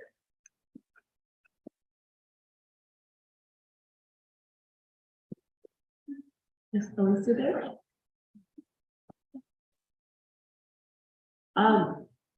We can always move on to the next. Oh, did she look at that? Oh, no. Okay, we can move on to the next thing and then come back. So next is work to approve USAC transition process. I think this is a discussion with Eliana, Tyra, and Danielle leading it. I think Daniela might have to take lead on that because I'm not sure what they want to say. Okay, Daniela, do you want to take lead on this? Yes, for sure I can. And then Tyra, if anything does come to your mind, feel free to add on as well, or just like pause me. But yeah, so to kind of like set this in a context, like the issue, I think that you all probably already know the motivations, as Ileana and Tyra may have touched upon in a prior meeting. But basically we want to address the issues with transition process for USAC, and also the loss of generational experiential knowledge over the past few years that some offices may be facing. And so as far as the specifics go, transitions we have noticed don't happen in a super standardized fashion across the entire council. Basically, the way that this looks like is that there may be a disproportionate level of USAC familiarity on council when we're first coming into our seats. There may be some folks with prior USAC experience, especially USAC experience under the specific office that they ran for, and that definitely acts as an asset, but there's probably also other students that being a part of USAC will be a first encounter, and we want to make sure that we create a transition process that can serve students of all varying levels of USAC awareness and knowledge and hands-on experience. So that's that. And then we also wanted to address the accountability measures for all outgoing council members to submit transition documents. So thank you, Jonathan, for giving us that update. And I think that it's definitely a conversation that we want to continue having. But we just want to ensure that all council members get information moving forward. Also, we wanted to address the lack of policies and bylaw information in our current bylaws around the transition process for council members, especially those that are coming in through a special election or an appointment made midterm. So I think that Tyra, you could probably add on more to this than I can. So please feel free to let me know if you do want to. If not, I can move forward. Okay. About transitioning? About like, sorry, about the specific issues transitioning for folks that are appointed as through special elections or midterms. Oh, yeah, I don't really know what we could like specifically do to address that. I just know it was really difficult for me to understand like how to navigate USAC. It still kind of is, but luckily I've had previous student government experience that I was able to adapt pretty well. But I can see if there was somebody else who didn't have that experience, how it might have been even more difficult. So I don't think it's like something that I can specifically talk to. It's kind of like a general conversation of like, and I remember you guys were all saying how you all had issues even from the beginning. So like, how can we address all those issues in one, but specifically for people who might come in later, if that makes sense? Yeah, thank you. I really appreciate that you have been very vocal about that, because I feel like that's what really pushed us to start having these conversations on council, honestly. And I do see that there's an issue in transition across the board, but there are more bylaws supporting students that come into USAC from the start than there are for folks that come in through special elections. And I definitely think that we should have conversations about that now to try and remedy for everybody, but specifically for those that are coming in midway.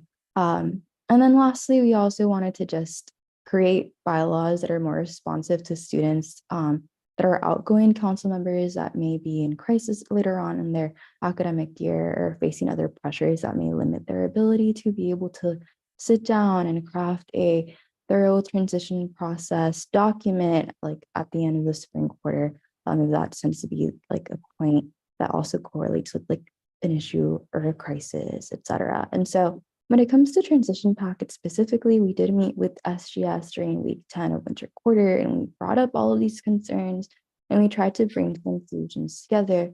Some of the solutions that we proposed were that the Constitutional Review Committee creates bylaw changes for transition processes, especially for special elections. So that's something that I'm going to be working on this week, and I'll bring forth to you all to council next week as an action item. Additionally, we also wanted to talk about the different ways that we can transform the transition doc process, if that's something of interest.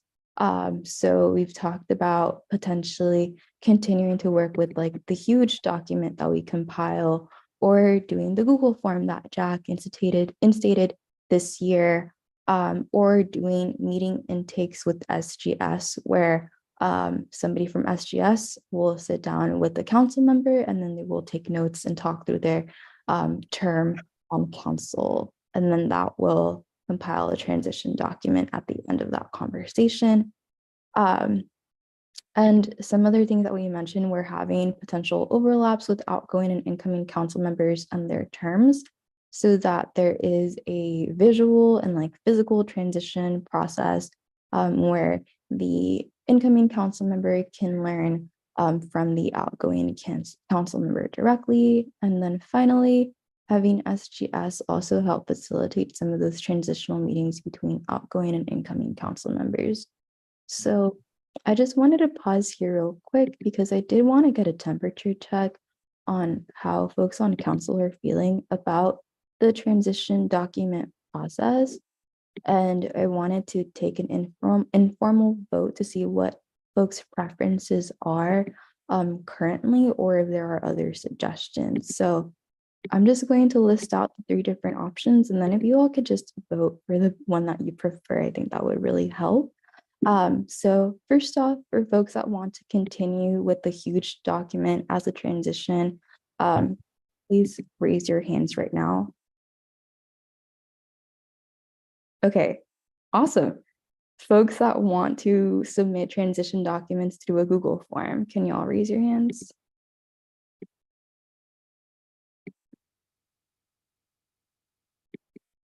Can we go at the end after you say all 3? Is that okay? I think Devon asked to like go at the end after saying all 3. Oh, okay. Sounds good. Yeah, I can come back to this, but I will move forward. So the different things that were pending, I guess this was already kind of answered by Jonathan, so I'll just breeze over it, but just wanted to get more clarification. Oh, no, I thought y'all meant like go through the whole document and then come back. I was gonna keep talking. Okay, so the options on the table are continue with the huge document, the Google form, or doing a meeting intake with SGS as a way to submit transition material. So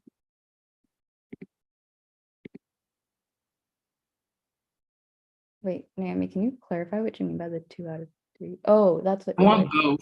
Yeah, 2 and 3. I'll just take a picture of what y'all are saying so I can remember. I was gonna, oh, sorry. I forgot there's other sounds up there. My bad. Is it possible to like, yeah, do multiple choices and not have to choose one? Because I feel like I kind of like having options. Yeah, no, I mean, that's totally valid for sure. So I'll share my screen as well as Jessica suggested.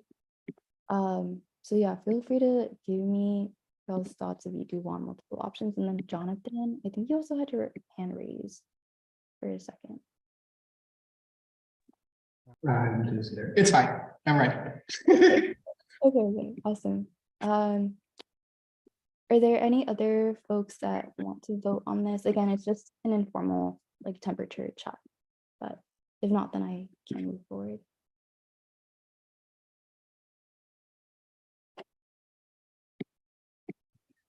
Okay, perfect. I'll give it a few more seconds in case other folks want to add on to the chat.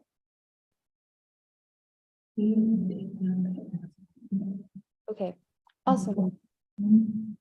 And then something else that I did want to add that we discussed with SGS was the possibility of instead having these transition documents happen all at once at the end of the term, maybe offering the possibility to do it progressively. So instead doing it in between quarters.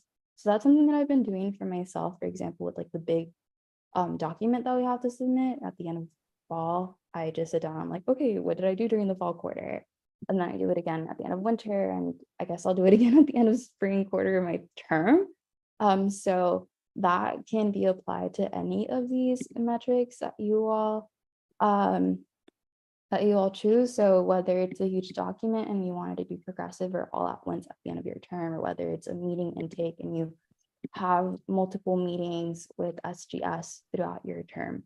That's also something that we wanted to put out there as a possibility. I think that this also helps answer the issue about the few metrics of accountability, because in our bylaws, there's a requirement to submit transition document materials, and if you don't, then council members will lose a portion of their stipend check.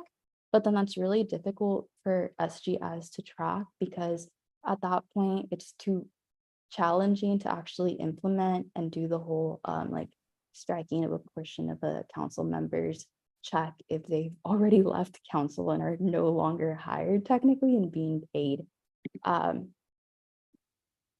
Split the new council next to the SGS. Okay, thank you, Jonathan. So that's something else that I did want to mention, but then moving forward for USAC archives, Ileana really put a lot of work into this, so I really appreciate, and she did just want to say that this is something that's really important to her. So what she was able to put together was just a more detailed list of what the archive would contain. So it would have information about how and why USAC was created, how USAC has evolved. That would also include information on USAC's past programs, campaigns, events, funds, social movement actions, lobbying efforts, what USAC is working on in the present day, referendum history, also methods of engaging with USAC efforts, and also engaging with us during meetings so that that becomes more accessible. More detailed information on slate politics, USAC's relationship with different constituent bodies, and then the sources of information that will help inform all of this will be combing through recordings and past minute meetings of USAC, Daily Bruin archives, and also communicating with USAC members one-on-one and other constituents as well that may have more insight to USAC's history. So as far as an action item goes, we do not have one today, but Ileana and I did talk about having like a drafted formatting for what the USAC archive could look like. And then before actually filling in any information, having you all take a look, giving us your feedback, and then voting on that in order to move forward with the information collection and uploads. And then finally, we have the alumni network that Ileana and Tyra are taking the lead on. So a meeting with Stephen is not pending anymore because it has been booked for next week, I believe. But the information that we were able to get from Stephen thus far is that the Alumni Association will likely discourage the immediate creation of a network until there is a committed team and a founding board to actually run the network. So what he recommends is to look for a group of interested alumni first that would be willing to stick with the network and support it as it gets some foundational work going first. So direct student involvement initially would be really amazing to kick us off. And then the initial board should also be mostly recent alumni for this purpose as well. And the initial board should ideally plan to stick around for at least 2 to 3 years to get this off the ground.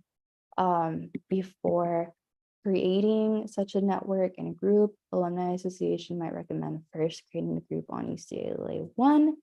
And also more details about the network is that it would be classified as an affinity alumni network.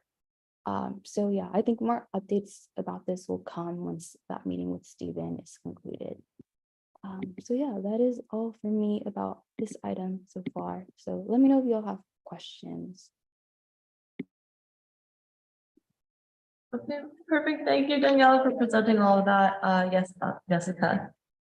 Yeah, I just wanted to add a couple of comments because I have some updates on some of the points that are in the doc, which just wanted to also say thank you.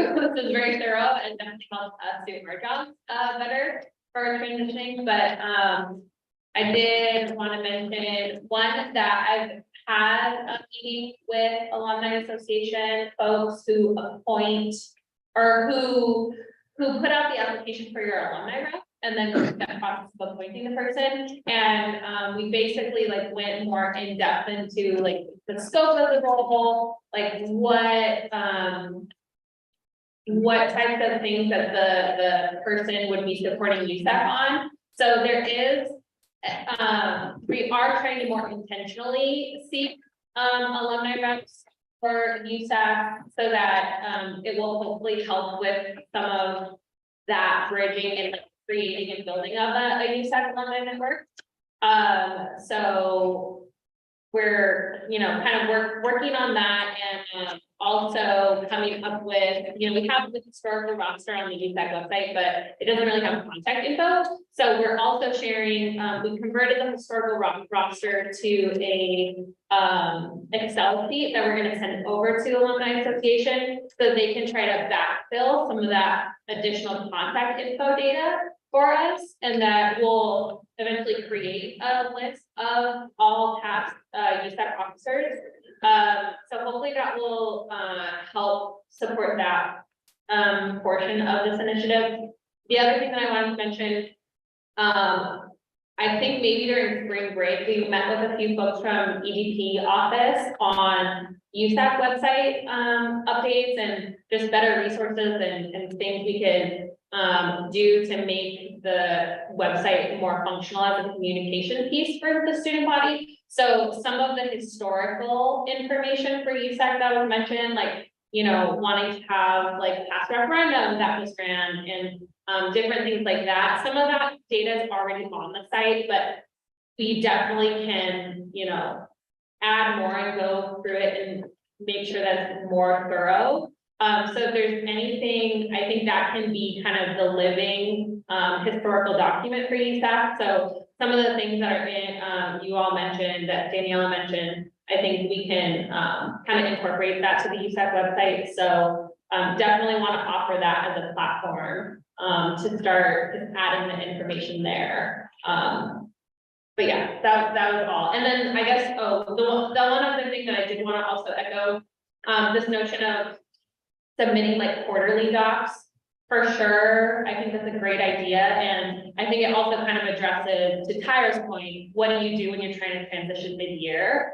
And if we're receiving updates from everybody quarterly, then it helps us have something to give that incoming officer if they come in winter quarter, if they come in spring quarter. We have prior quarters of documents that we can actually pass on. So I definitely think that is a great idea to do it quarterly.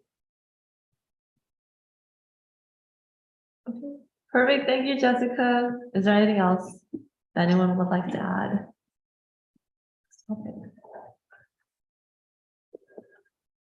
Okay, if not, we could jump back to our resolution presented by Alicia. So I'll pass it off to Alicia. Hi everyone, are you able to see my screen? Oh yeah, you're good. Okay, awesome. Thank you so much. I'm sorry I didn't do it the first time you called on me. I was driving. But now I am seated. Here is our resolution. I worked on this with Eliana, Naomi, and Danny. It's a resolution to bring back the mask mandate, reinforce like the bivalent booster, and introduce universal hybrid access and reinstate the COVID-19 task force, in contrast to the infectious diseases team. So I'll read it off. Whereas the Undergraduate Student Association Council's highest priority is to protect the health, safety, and welfare of students, faculties, and staff, and whereas the university's COVID-19 denialist task force infectious diseases team has removed the need for a negative COVID test to end isolation, and the XBB 1.5 aka Kraken variant of the COVID-19 virus has driven positive case and hospitalization rates in the city of Los Angeles up to levels not seen since vaccines were made widely available. And whereas the discontinuation of vending machines for PCR test drop-offs are very dangerous to the UCLA community, especially because in this past week, LA County reports 53 more COVID-related deaths, 2,731 new cases, and the state, local, and federal levels of government are denying the experience of the pandemic. And whereas 19% of all American adults who have previously had COVID-19 and 7.5% of all American adults have long COVID, according to the U.S. Census Bureau's Household Pulse Survey, which has a sample size of hundreds of thousands of people, whereas the University of California has followed suit by not promoting nor informing its constituents enough about the new bivalent booster, much less mandated its student body to to get their COVID-19 booster, and whereas the risk of reinfection is not widely known, and new data shows, quote, a consistent pattern of increased likelihood of hospitalization, cardiovascular effects, clotting and other blood disorders, diabetes, fatigue, gastrointestinal distress, kidney damage, mental health effects such as depression, musculoskeletal damage, neurological deficits, and pulmonary damage within each episode. And whereas the Biden administration has amassed over 1 million deaths from COVID-19 in his time in office, which by their own and all reasonable standards is a horrific failure to fulfill the most basic responsibilities of the government. The federal government continues to pretend the pandemic is not a threat anymore, and UCLA should not follow suit. And whereas wealthy and powerful people are continuing to protect themselves from COVID, while many of them seek to strip away COVID protections from everyone else, especially poor and working class and disabled people of color. Whereas the University of California, Los Angeles has poor ventilation in many of the older buildings on our 103-year-old campus. And whereas hybrid learning is essential for many students, especially those who are people of color and or disabled, parenting, international, and or commuter students. And whereas the Disabled Students Union, the Undergraduate Student Association Council, and mother organizations have been advocating for hybrid learning for more than a year and have demonstrated that hybrid learning is popular with UCLA students by getting more than 30,000 signatures on petitions for hybrid learning and building a coalition of organizations representing most of UCLA students for the Strike for Our Safety, which had hybrid learning as a central demand, whereas the hybrid learning enables students, academic workers, and faculty to protect themselves from COVID. And let it be resolved that the University of California, Los Angeles will reintroduce a mask mandate, not discontinue vending machines for test drop-off, and will reinforce an isolation guidelines for those who test positive past the 10th day. Let it be resolved the University of California, Los Angeles will bring back the COVID-19 task force team, and let it be resolved the University of California, Los Angeles would mandate its students, faculty, and staff to acquire their bivalent boosters, and let it be resolved the University of California, Los Angeles will establish and maintain good ventilation in all buildings. Let it be resolved the University of California, Los Angeles will work with students, academic workers, lecturers, and the Academic Senate to instate universal access for all students in their education and for all academic workers, lecturers, professors in their work, and that includes hybrid access to lectures, discussions, seminars, labs, and every other form of teaching. And let it be resolved the University of California, Los Angeles will recognize that many members of the UCLA community are enduring long COVID, will work with UCLA students, workers, and faculty to develop policies and programs upholding the rights and advancing the well-being of people at UCLA and people who are beyond who are suffering from long COVID, including but not limited to providing good quality patient-centered care and all necessary accommodations and supports for UCLA students, workers, and faculty with long COVID, as well as engaging in community-based research on long COVID. And let it be resolved, the University of California, Los Angeles will provide readily available information on COVID-19 case counts in resources and vaccination to improve and continue to be centered around public health, safety, and let it be resolved the USAC in collaboration with the Disabled Students Disability Justice Committee and other advocacy groups will advocate for COVID-19 protections and accessible learning through measures including but not limited to policy and legal advocacy, campus organizing, and making all of our events COVID safe and accessible. Thank you. Perfect. Thank you so much, Alicia, for reading out this resolution. Are there any comments on? Yes, Anna. Hi. So just regarding this resolution in general, one, the infectious diseases team is not a team at UCLA. It's actually called the Infectious Disease Management Team. And that's something that I, as the Student Wellness Commissioner, sit on, which was kind of surprising that no one brought this resolution up to me, especially because I am a member of this representing the undergraduate students, and that the information that's on here, it may have been presented differently, or other aspects could have been thought of if you all had decided to consult me, which is something I'd like to bring up just because as a member of this, I do have insight into why these decisions were made regarding COVID-19 on campus. And that's something that I'd like to bring up now. And also because I think that a lot of the decisions that are made on campus are due to the ability of UCLA facilities, staff, and faculty to enforce a lot of the measures that are made, for example, specifically masking and reinstating it. There was a reason why it was removed and why we've also reinstated it and then also removed it again, including additional factors to consider were the vending machines and when they're being removed. Some of the reasons why are purely logistical because they're not being used. And those are just some examples that I'd like to give. But at the end of the day, I just want to emphasize the fact that I wasn't consulted about a task force that I sit on. And because of that, I do not support this resolution as the Student Wellness Commissioner that was elected by the undergraduate students to represent student health and wellness. So thank you. Perfect. Thank you so much, Anna. Is there anything else anyone would like to add? Yes, I'd like to respond. Anna, we would have wanted to consult you, but we did this resolution like the minute the new guidelines had been posted, so we didn't really have time to reach out, and I apologize about that. But I will say I am strongly against the infectious diseases management team. I'm sorry for making that mistake. I think it hasn't provided the student body with enough information on COVID, much less research on how to navigate it, especially with all these with the ever-changing like guidelines on COVID not being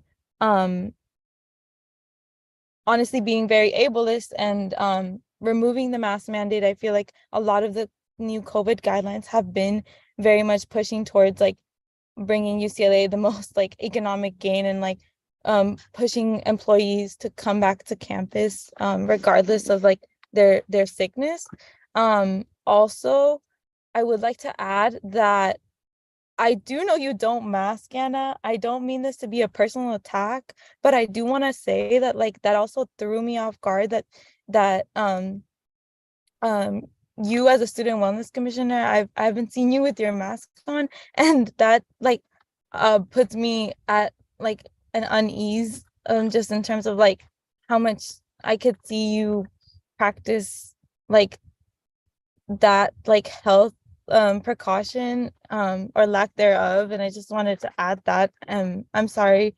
I know a lot of other people don't mask here, but I do know that like accessibility has been at the forefront of a lot of the issues on council, as well as like a lot of the platforms a lot of council members ran on last year. I wanted to instate this resolution alongside Eliana, primarily because a lot of these demands haven't been met, and a lot of these demands have been stressed since last year. And with rising COVID case counts and the reason that the vending machines haven't been used is because there is no policy for testing, and so that is also included in here because people would be able to know if they have COVID or not. But a lot of people just go by, and I know this because a lot of people just go by coughing and having quote unquote like colds, but they probably might be infected with COVID but don't test, and they wouldn't want to because a lot of people don't care or don't or aren't encouraged to care about their health because of their different priorities. Thank you so much, Alicia, for responding. I think Jessica wanted to say something as well. I agree.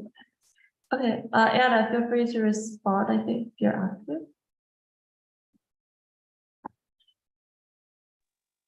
Oh, should shouldn't somebody else get an opportunity? I can always respond later as a molecular cell and developmental biology major who actually takes classes on virology and immunology and learns about these things in our bodies daily, as well as being somebody on this task force who was in the room as decisions were made, vocalizing student opinions holistically. And my own personal decisions are backed by science, by research, which the NIH has conducted, which the CDC then makes recommendations for different policies, which California takes into account, which then the County of Los Angeles does.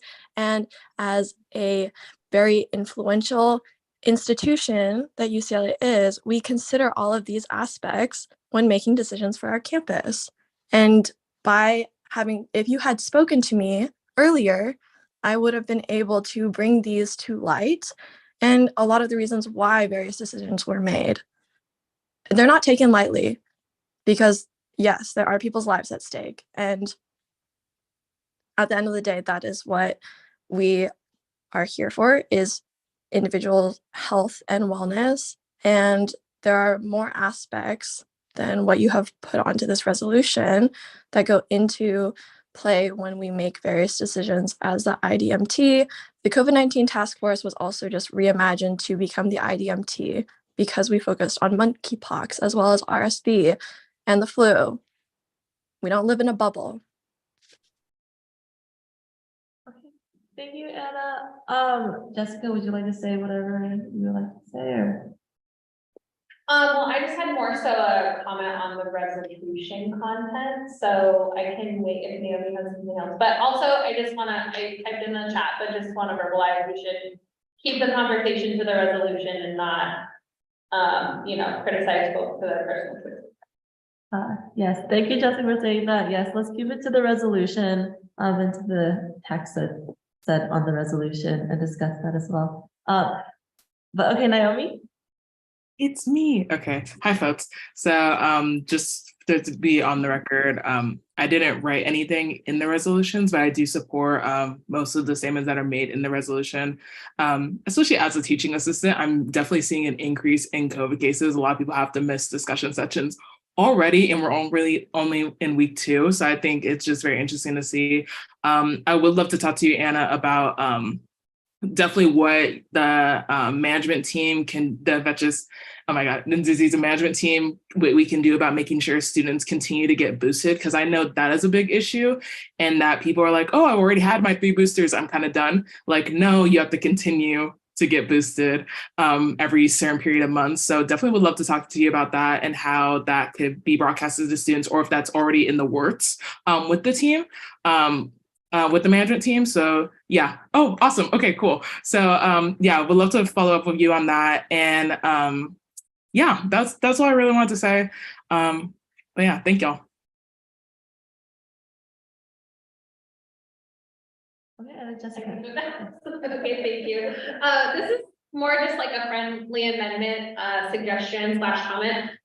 So resolutions, when you vote on them, they're the voice of council, so they really should be coming from that perspective. So some of the let it be resolved points where you're saying the University of California, Los Angeles will or shall or must, those are things that USAC doesn't really have direct control over because they're more higher level administrative decisions. So a recommendation that I would have would be to add to those statements like USAC urges or USAC request or whatever language you want to add to it, but to make the point that the resolution is coming from the USAC voice to say that you're urging or requesting or asking the university to take action rather than saying the university will take action, because that's something you don't really have control over, whether or not like the COVID-19 task force is reinvigorated, for example. Like there's no guarantee that the university would bring back that task force. So that's just a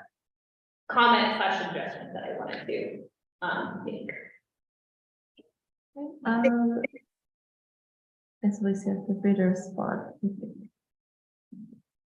Or not just Alicia. Oh, I just said thank you. I will make sure to do that. Okay, perfect. Now Jonathan. Yeah, just like a grammar thing or like a clarification question. In your last finally let it be resolved, it says in collaboration with the disabled students. Do you mean disabled students union? Yes, I'll fix that right now. Again, this was written very last minute. I'm really, really sorry. I'm making the edits right now.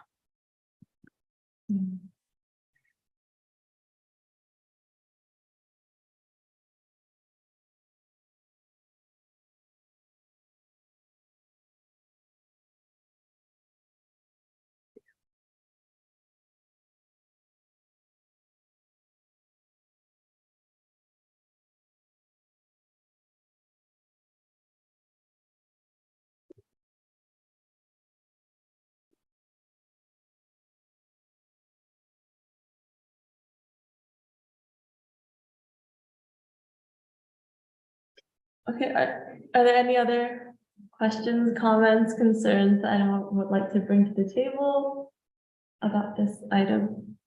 Yeah, actually, I will bring up one concern. If we are gonna explicitly mention DSU, it might be good to consult them before we like vote on this, because there's been a lot of conflict within the DSU community itself about like precautions about like in-person versus hybrid meetings, that like even like within that community, like there hasn't been like enough like discussion brought to like everybody on the table. So it could be good to wait, but understandably, like this is like an urgent issue, especially for like those like disproportionately like affected by COVID-19 and like, you know, immunocompromised. So I understand like if folks still wanted to move this forward.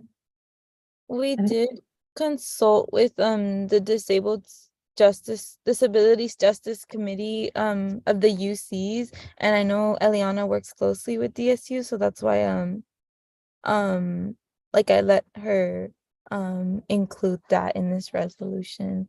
So I think we should be good to push this forward today, but Jessica, if you have anything to add. Yes, I'm so sorry, but I think we may have lost quorum, so we won't be able to vote on this unless folks can hop back on soon. Because I think you're at 8 council members now. If I'm counting everybody correctly, I don't know if anybody got dropped off on accident. But yeah, I think we've lost quorum.